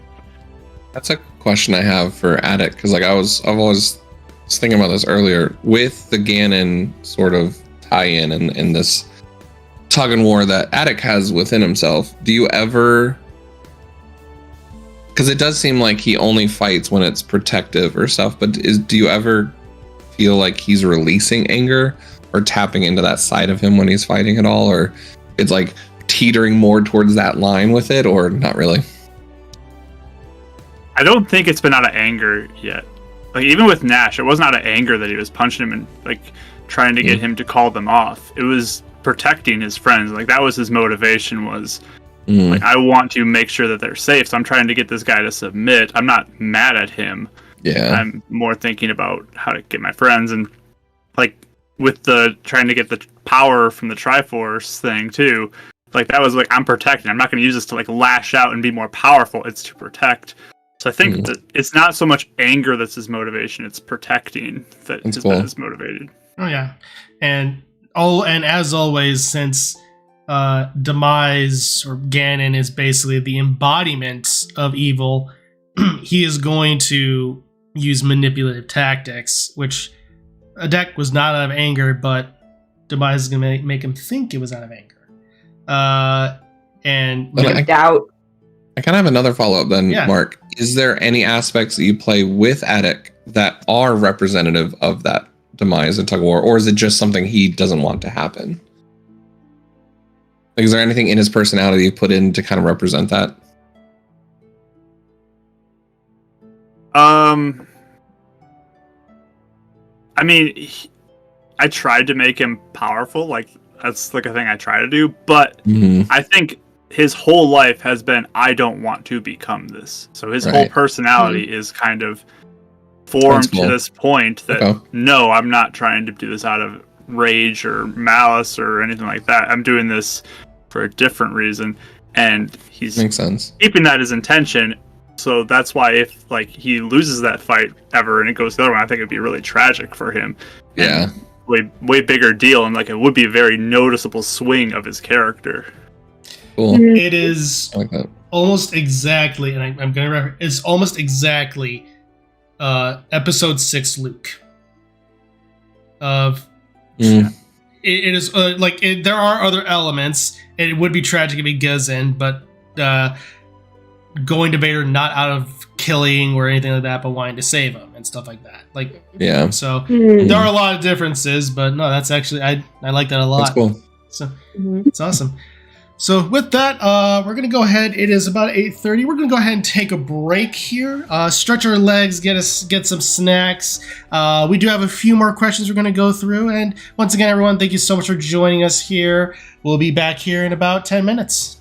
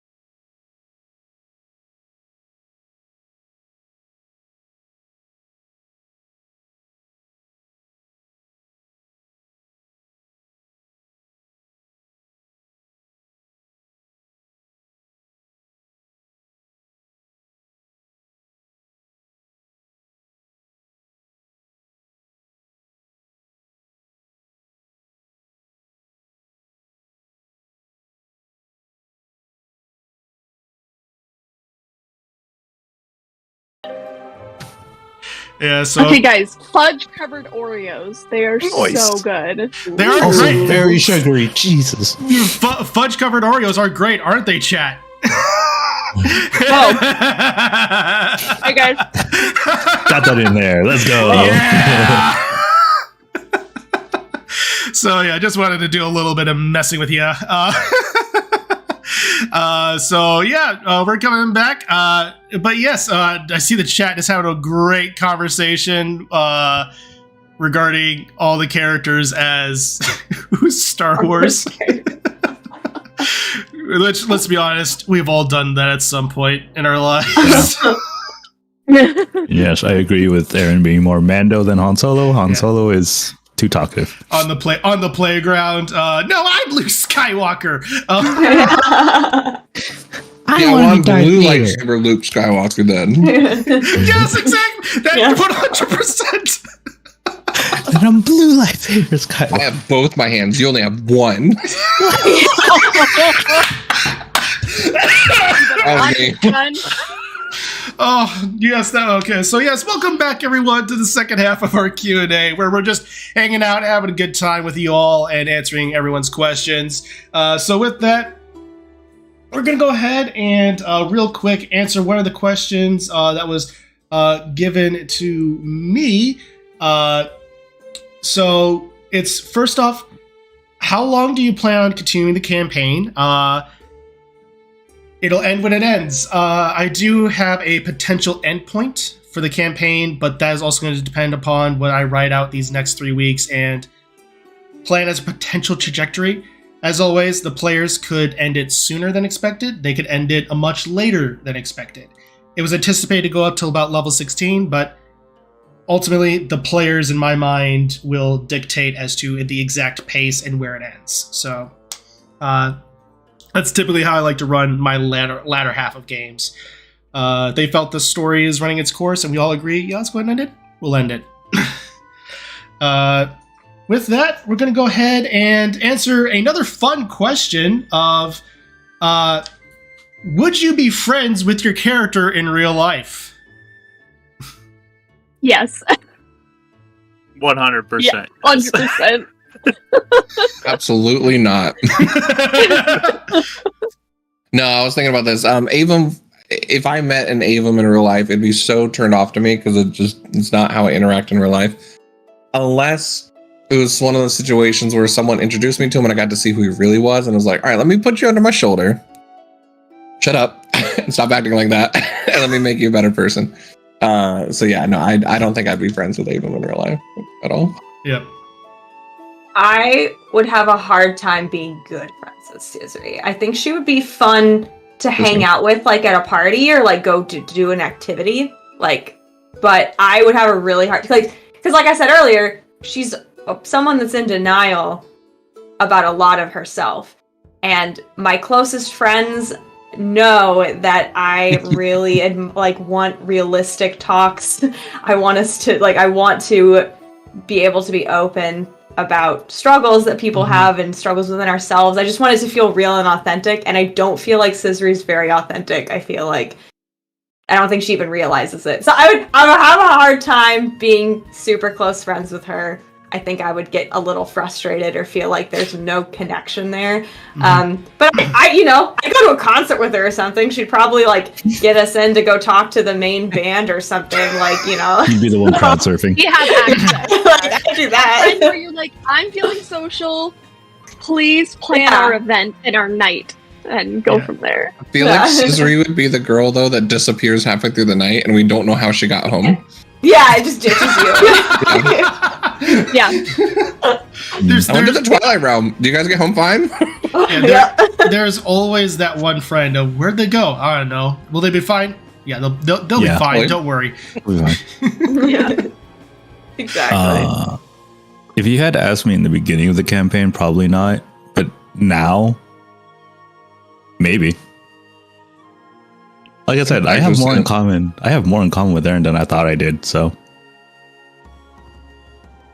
Just could play Call of Duty together. yeah, There you go, Call of Duty friends. I would 100% be the friendship. And form your own Call of Duty League team. Probably. Mark, you said that you would be friends with the deck, correct? Oh, 100% would be friends with the deck. I think he would be the best friend in the world to be friends with, and we'd have so much fun together. And yes, I think he's way cooler than I am too. So that's why I would want to be friends with him. Oh, buddy. I think you're pretty cool. I think you're pretty neat. I mean, Yeah. if I'm cool though, he's like that cool. So I got to be friends with him. We got the tears, everybody. I got Whatever level I'm at, he's above it, and yes. maybe half above it. Debbie, D, you said this is gonna be all Yeah. night. Apparently, you said you would be. Oh, you're good. Yeah, I would be friends with Demi. I feel like she's pretty Thanks for that. level-headed. Mhm. I would probably judge her on a few things, but I think she and I would definitely just we'd be invited to things, but as soon as we saw an animal, we would just both be in the corner talking about our love for animals. And yeah, that's kind of it. In the corner, everybody else is off, and we're just petting the, dogs or cats in the background. So she'd be fun to go horseback riding with too. Going on beach adventures or rides in the forest would be fun. I feel like she'd turn into a race though. Unintentionally. I think she'd be a little bit more into a race. competitive. Yeah, I mean, I'd probably shut her down Well, on she that. sees I'm that not D does it, competitive. and she's like, "Oh, okay, fine." She'd be like, oh, okay. But I feel like she'd be good, introspective as well at times. And then other times you're like, why did you do that, Demi? That's okay.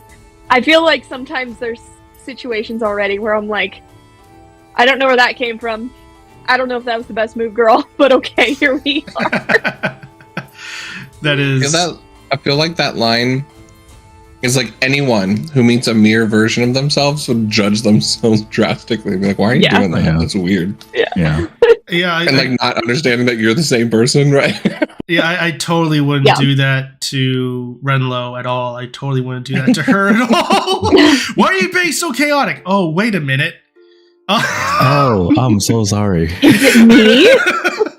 So, yes. So with that, there's also so let's see. One question for me. Mark asked, "How much of the world do you intend the players to explore versus parts you feel are unlikely to see in the game?" It for sure won't be 100%, because that is unrealistic for any D&D game. That being said, I do have ideas as to where you guys could go, but again, it's really hard to say exactly. A decent percentage, but definitely not all of it. Because again, trying to be vague, because that could lead to spoilers. But yeah, it's gonna be. It will be a decent percentage. This next portion might see you go outside of Hyrule. Again, depends upon what you all see, what you all do. So with that, I'm fair on that one then. Are any of those places I think I know the answer because I know you as a DM, but especially starting off. Let me rephrase this because I know your answer.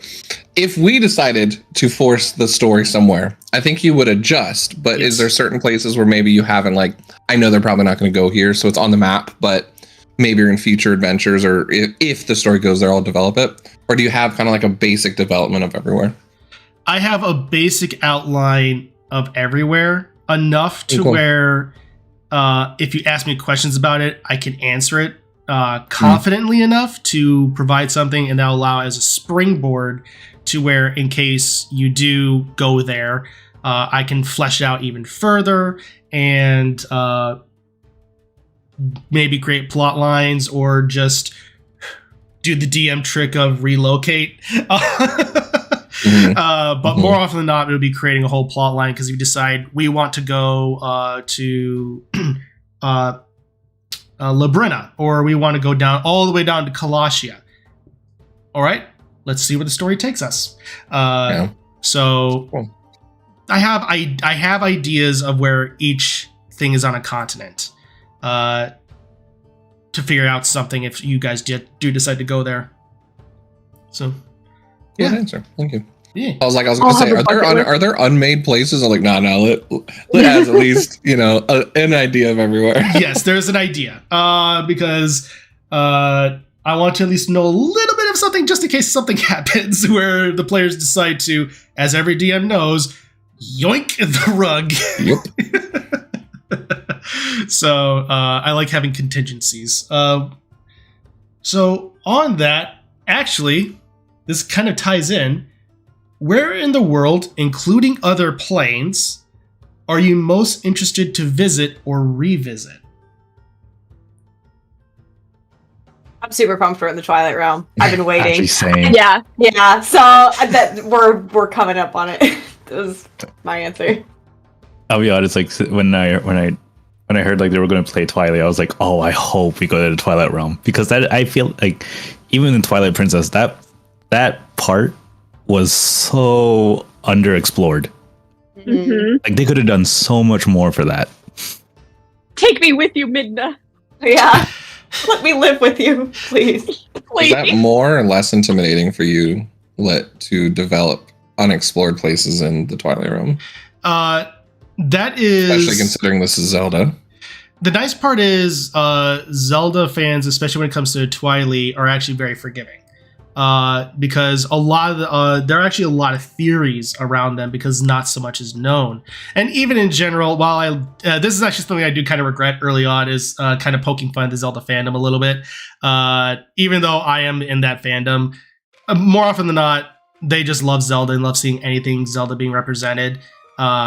So the Twilight Realm, they will. It's one of those things of when it happens, it is intimidating, because I don't want to contradict anything and things like that.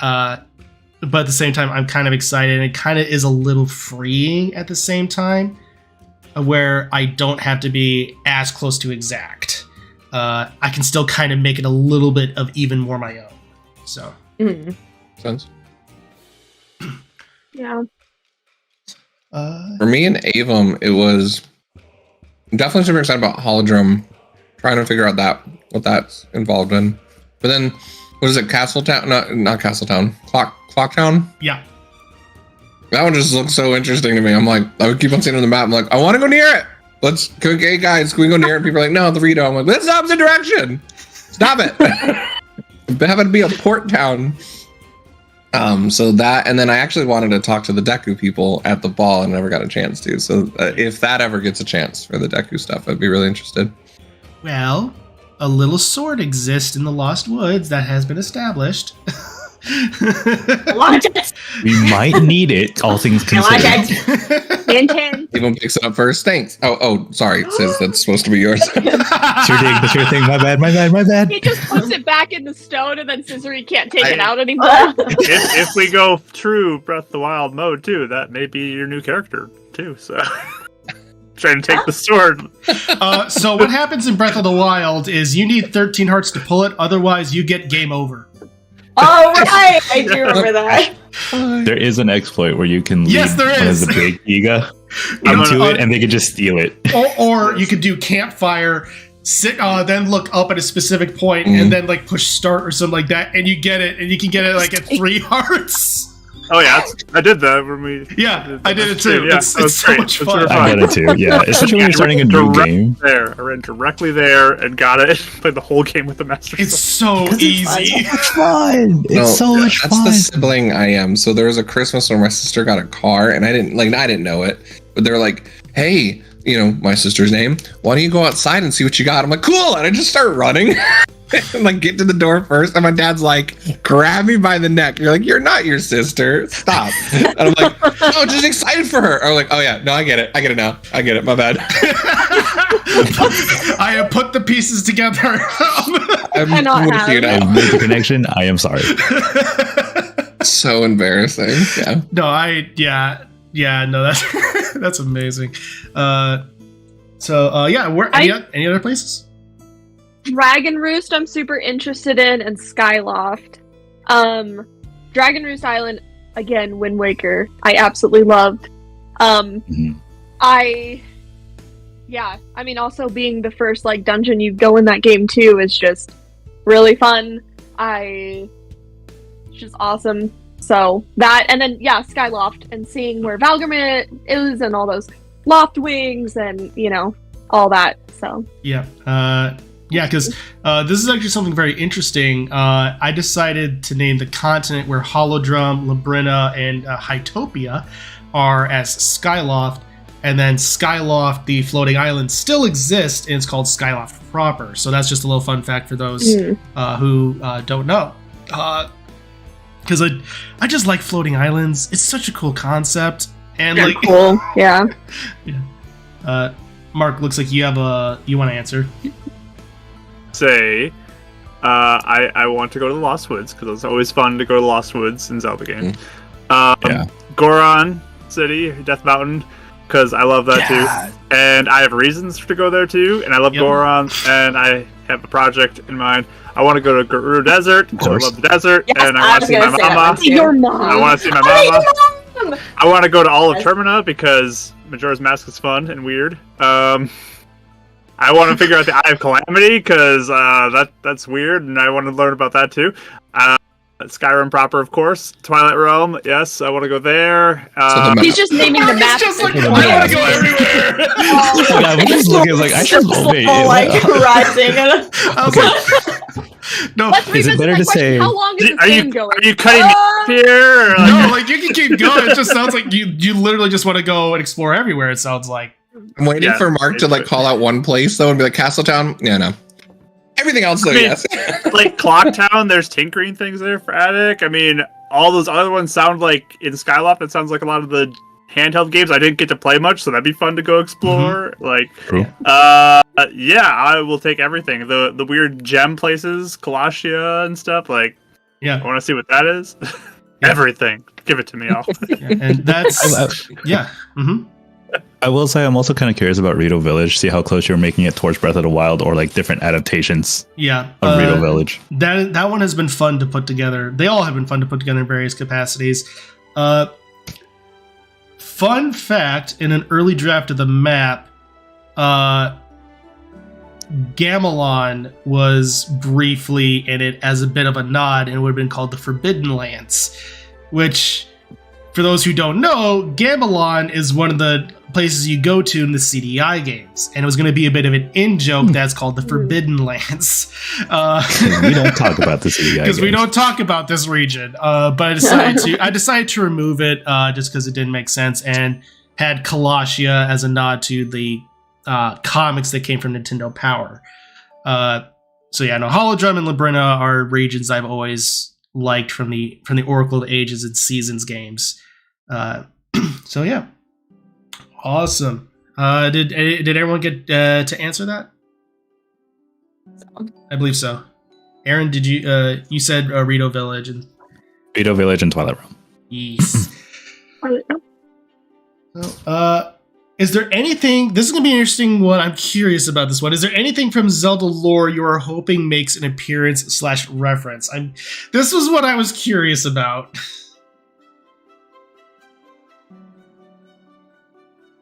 Mark, if you want to answer. Yeah, I feel like you should answer first. Yeah. You guys don't want to get me started. Do we need to get Zeltic in here or something to help Mark? I mean, I am curious how you're going to handle Twilight stuff because again, this is a big mystery. It's kind of up in the air, so I'm curious, how you're going to represent them in the game. So that'll be interesting for sure. It's there's already a bunch of things put in there, Majora's Mask has kind of been hinted at, and there's a bunch of little things that are in there. I'm wondering if this is just mentioned for reference point, or this is major plot point we're going to be encountering later. Mm-hmm. And then I think items too. I'm always curious when the items are going to show up that are classic Link items, like a boomerang or something like that. Just are those things going to make appearances? The Deco Leaf thing, what could we do with that? That could be crazy to fly with a Deco Leaf in the game. Or And I'm curious about Cuckoos too, if they're ever going to kill us. So There's one way to find out. I will say, every time I've run a Zelda game, trying to figure out how to work out Cuckoos has always been like the biggest hair-pulling frustration. Because like you can't have them kill the players, but that's kind of their purpose. But at the same time, I did do it once where it was literally a swarm. And this was back in 3.5 with swarm rules, and those rules were brutal. So you gotta do the one where like you hit it and then you take control of it. Was that Twilight Princess or that something? was that Twilight Princess? Was it? I think it was Twilight Princess that did that. I think that sounds right. You hit it enough times, Yeah. you kind of like can take control of it. Yes. I remember now. Yeah. Oh, it's been a while since I've done that. I know Wind Waker had a thing where if you fed like a seagull a certain fruit, Oh, you could just fly as Yeah, a you seagull. could- Oh, yes. Yeah. They put the pear on your head. Yeah. Yeah. I haven't played too many of the Zelda games, but I would love hide and go seek with cats. Oh yes, from Twilight Princess. the Hidden Village thing. Yes. Oh yeah, that's right. That'd be Like literally, like Mark was playing through it, like I was crying. It was so cute. Oh, Like that's yeah. the cutest thing I've ever seen. Like that. I think that day I was like really depressed about something, and he played through that on stream, and I just felt like 400 times better. It was like the best part of that game. It was so cute. I had to go seek with cats. Yes, we need that. That'd be cute. Yeah, I think I've seen everything I wanted to see because, like, I'm not as exposed to Zelda as other stuff, so the main stuff's already there. It's more just fun to look at Mark and be like, "Is that a reference?" Yeah, it is. It's really But I think I really enjoy, which is kind of a Breath of the Wild thing, where we go around to each place and it feels like the items and the armor or the clothing feels different. yeah. It's a little cultural because I've noticed something. Avum doesn't talk about it much, but he does like going through those and picking different items because that's kind of his whole spiel. Is like, well, I want to go to the Light Realm to get cool things that we don't at home. Mhm. So just seeing, what kind of new stuff we find at new places we go to. So Oh yeah, no. I know one thing that I think would be really fun would be like the mask mechanics in Majora's Mask, where we could try out like another race for a temporary period of time. Yes. Like, put on the Goron That'd be mask so and be cool. like a Goron for it'd be amazing. a limited part of the Whoa. game and like Or like 10 minutes or experience something. that. I think that'd be super fun to do. Yeah. I have I no want the comment bunny on the head. matter. We must go to Clocktown now? I'm just kidding. We're heading to- Good luck. Yep. Hey, as long as that creepy moon is Like there. blank face. Where's my pen? Where's my pen? Blank face. My thing is actually with Mark's point is like seeing like someone like the more like well-known items. Like you already mentioned like the Master Sword and I think the Four Swords, I think. Yes. Mhm. The Four Sword was specifically brought in as a reference because Vati is a primary antagonist in the Four Sword games. Yeah. But like I'm curious of whether you're going to be like you're bringing out like the Hylian shield or like the mirror shield or stuff like that. Who knows?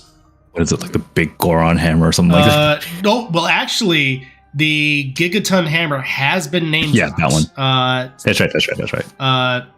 That has been name dropped actually. Fun fact, there is kind of a fan theory of the hero of the Gorons that originally defeated Volvagia in Ocarina of Time. It's kind of a fan theory that could be a reincarnation of Link. So I kind of took that and ran with it. Yeah, you made that a thing. Yeah, I remember the hero talked about that. Because honestly, I really like that concept because its theory is reincarnation. Technically, it doesn't need to be Hylian every single time. So And it makes sense too, considering you made Scissory. Yeah. Then tying that in makes total sense. Yeah. Yeah, totally. Mhm. Because that was a big question of mine. I was like, that was the one thing that was doubting my question of that. I was like, well, have there ever been a non-Hylian hero? technically, That's what- it's not been confirmed, but a lot of Zelda fans, that is a very popular fan theory. Mhm. And one I kind of ascribe to just because it's cool and I like it. Yeah. So but yeah. Also, will we see the moon? Well, You don't want to technically, see the moon. technically I hate there moons so are. much. I hate This it. hasn't come up often, but Dinroth is the name of the world. It does have 2 moons. So that being said, the one that has a face, Rachel. who knows which one it is, and who knows if you will see it. I hate it. Uh, I hate it. Nightmare fuel. I just like, Yeah. Oh, like yeah. I like whenever Mark would play it and he'd like pan to the moon face, I just can't even look at it. Like it's the You, worst thing I've ever seen. you have to think about it with the context of the theory that it's in pain because it is coming to destroy the world. So like that's why it's like got that weird expression. It's because like no, this is horrifying. But I'm being. It looks like it's enjoying it, like It does look like it's freaking really, like, everybody out. I mean, Yeah. Scissory's just Fair. like, I don't like the light realm anymore. I Like, you're back to Twilight. some of the most Okay. Deal with interesting this moon. fan theories have come from Majora's Mask, in all honesty. oh yeah, 100%. Okay, question then: would you prefer Majora's Mask moon or like Soul Eater's moon, the one that actively laughs? Oh, Oh, Majora's Mask. Like, It's so much worse. Moon is Yeah. fine. no. There's a lot of things. The Soul Eater moon is horrifying. It keeps me up at night. Really, you think that one's worse? Yes. I'm looking it up again just to remember. But Soul Eater one. I Oh personally, no, think, Solar Moon's fine. I personally was think it's fine. worse. It's the fact that it It's the- laughs. the It's laughing the is. graphics of the 64. I think and that's what it Majora's is Mask for makes me. it Yeah, Fair enough. That's fair. I almost think like a modern graphics Majora's Mask Moon probably wouldn't be as bad to me. But yeah, it's just maybe it's the graphics that just add to it. That's just like, oh my gosh, I can't do this. And the fact that it had to be made within like a year. Yeah. It was, yeah. Makes all like children crying or test play. It's fine. We don't have time. Just go with it. Okay. Violet, did you have any other things? Or, No, that was really it. okay. I would say, as far as game-wise, I am really interested in the songs, because Demi's been collecting songs, so I'd say that's like a personal thing, obviously. And then seeing Flat and Sharp. what's his brother's? Sharp. Sharp. Sharp. Okay, it is Flat and Sharp. Yeah. And seeing what that's all about, personally. And then, you know, I think it's really fun seeing those little sprinkles of items, seeing what items there are. Oh no, Rachel, did you look it up? I'm sure Mark sent it to her. Oh gosh. Thank you, Mark. Oh, it's in the Discord. Is it? Oh my gosh. Mark, I love you, man. Such a mean husband. That's terrifying. Oh. He's such a great. He's a gift. great husband. What are you talking about?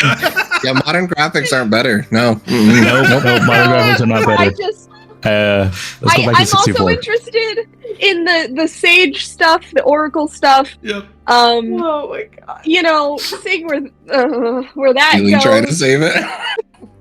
and the windfish. Very interested in that too. So, Yep. Yeah, that's actually something Yeah. I'm interested in too, the windfish. Mhm. oh, I just feel like creepy crawlies all over Nice. me. I love it. No, the windfish. So That's Link's Awakening, right? yes, it is Link's Awakening. So personally, I think Link's Awakening is actually a very underrated Zelda game, especially for being a handheld. Mainly because its story is really depressing, actually, because Link has to wake up the windfish, but when that happens, this island vanishes, which it actually kind of creates this moral dilemma. And it actually brings out this question that's really interesting that happened even before Majora's Mask. Not to mention, there is actually a portion, it is the first time, not necessarily the first time, but it's one of the first times where it's blatant, where like Link actually talks in a Zelda game in a speech bubble. Mhm. Another time was like Zelda 2, kind of, but that was more talking to the player. This one's almost like Link thinking out loud. So, but yeah, it's, I really like, but anyway, with that, this is one that I have been asked a few times, even in comments. So I'll go ahead and answer it here, saying, where did I get the rule set? And because some people would love to run a Zelda game. For me, this is primarily 5th edition. It's a very homebrewed version of 5th edition. A lot of the ancestries were inspired by ones that I made for when I ran a Pathfinder 1st edition campaign. Specifically my 2nd iteration. My 1st iteration was hot garbage, because everyone's first homebrew is garbage. Fair. The 2nd one was I actually was very proud of, and it was a lot of adjusting it here and taking from other 5e abilities for ancestries. As far as releasing it, we'll see. I still want to tweak a lot of things. But there is a subreddit called Zelda Tabletop, which they have a lot of people out there actually cranking out some pretty solid homebrew. There is actually a few homebrew rule sets. Heroes of the Wild and Reclaiming the Wild are 2 that do exist. I mainly chose 5e because I know 5e and I know I can run it decently well. The other ones, that was a whole new system I just didn't necessarily have the time to learn. It would have been more interesting to have to explain how things work for this homebrew system over 5e. So, but I do highly encourage those 2. From what I've seen, they're very well put together systems for homebrews. So, just looking over some more questions here. So, this is actually a really good one. Is there anything you'd like to see your character realize/learn by the end of the campaign, especially with how last session ended?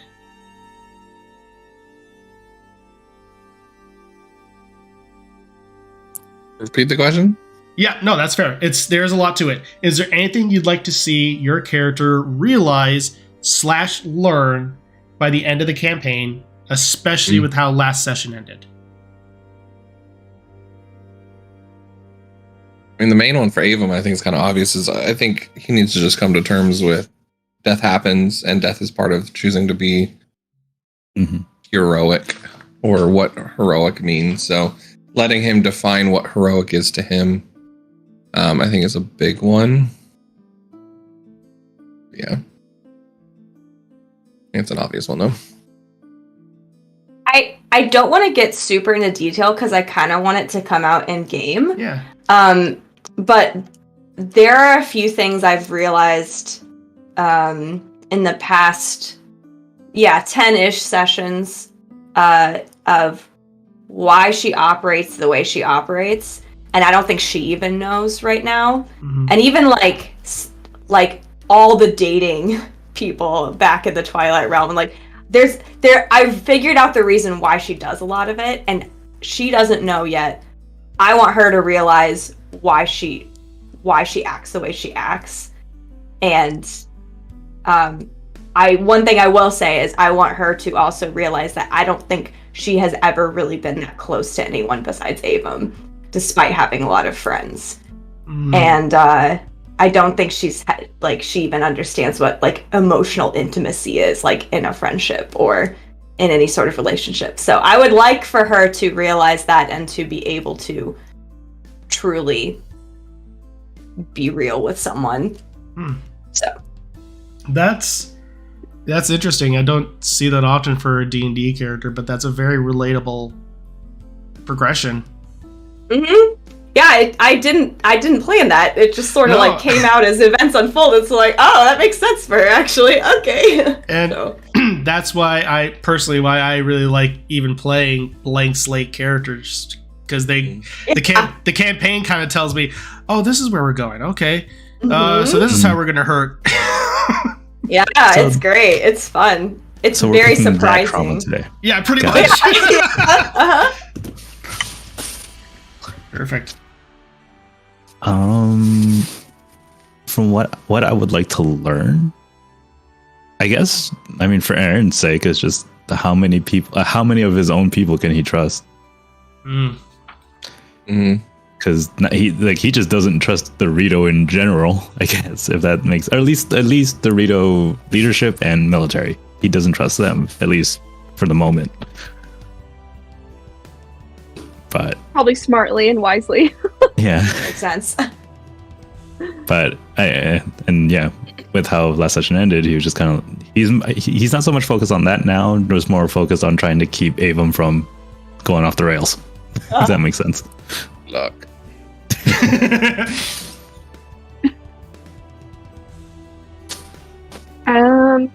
Demi, I think, realizing that she's more helpful than she realizes. I don't know. I feel like she liked being in her organization, but she was always so like low key and low rung that, you know, she developed things for herself, and the talents and stuff for herself. But I think just realizing like, oh hey, this is also like actually really helpful to other people. Okay, and just kind of like Scissory, like having like friendships and stuff, and realizing that. I would say for Attic,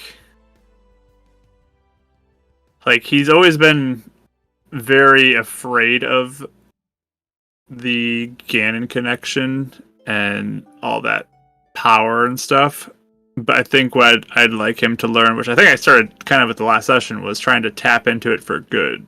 Not being like, I need to avoid this, but to actually turn it into something that can be used for good. Rather than just being like, oh, this is bad that I have this. And he wants to make that transition with it. Like that. I have a question for Lit. How excited are you with the growth of the characters so far? Oh, honestly, I'm excited with almost all of them for different reasons. You can tell us the truth, Lit. I've heard you complain about every single one of us offline. No, I'm just kidding. Oh yeah, no, Ava's been terrible. It's just the worst character. I might do them all next session. I don't know. But no, I always like seeing characters progress and how they progress through the course of the campaign.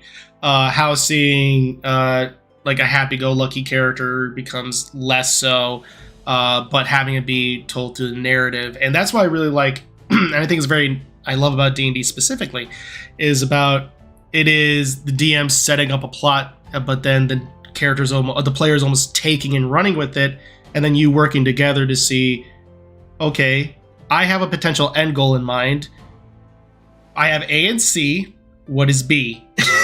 And then working together to figure out B. So I have been very excited with Ava loosening up a bit, I guess would say, but at the same time, and has been a great progression. Scissory owning up to a lot of her faults as well, and at least eventually getting there, or starting on that road, I should say. And then a deck, especially last session, I was very excited when you decided you want to try and tap into the Triforce bit. I thought that was actually awesome. Demi coming into her own as well, and then even Aaron, especially with everything Aaron's gone through, and just this mistrust, but still realizing with the party there are people to trust. So I really just enjoyed seeing all of it come through in different ways, in ways that honestly I had no idea how it was going to go. So it was a lot of fun to find that, and that's why I love this hobby. I throw it out there, and you all with the dice say what happens, and that's what I really like about this game. So yeah. So last question for you all, and then we'll do one more question for me, is for you all, is any future predictions of what will happen next? I planted it in the game. I want to fight a Shadow Scissory. I don't know what about it. Oh, with the Shadow Links, yeah. I started watching Spy Family yesterday when like the two protagonists attacked each other. I'm like, I want Scissory versus Avon. Like, it's so bad. I don't know why. Yeah, along those lines, I don't know if there's a Shadow Scissory or if Scissory got corrupted at some point. I'm not sure. I feel like it's either one of those. So that I I feel like Ava made such a good case for Shadow Scissory now. I'm like 50-50 on it, because before I was like really sure that she got corrupted. You've learned though about my theories. I'm always 50% off with beacons, so this probably won't happen now.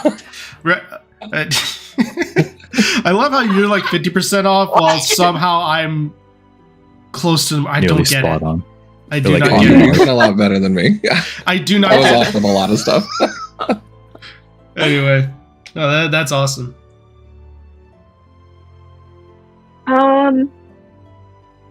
Taking over, or not taking over, it's already being taken over. Dealing with the coup happening in Twilight Realm, finding ways to collect and reassemble the Triforce. I mean, you've hinted at so much as well. I think trying to go to the key locations like the Lost Woods and a couple other key locations that you kept really hinting at is very Zelda-like, game-like too.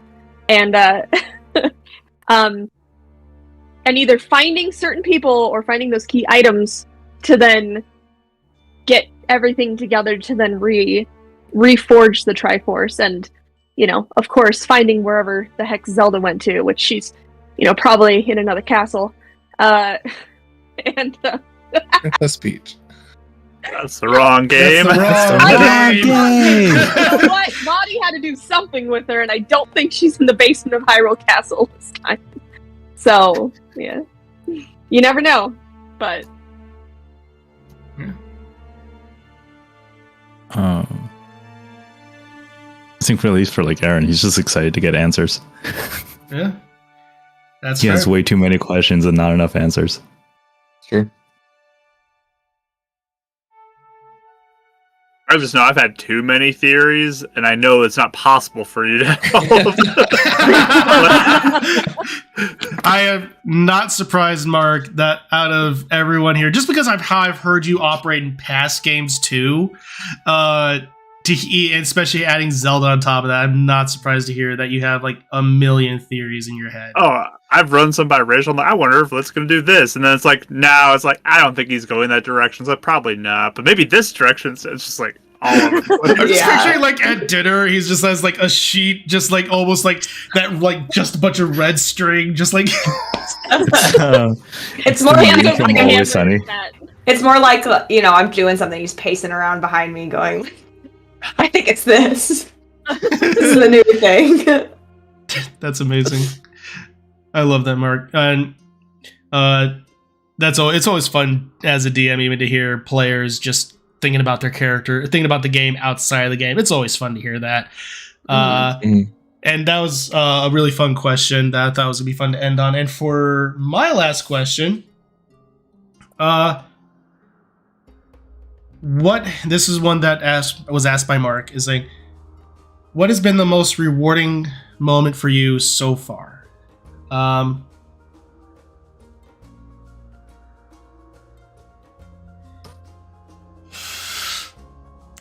I swore I wasn't going to get emotional.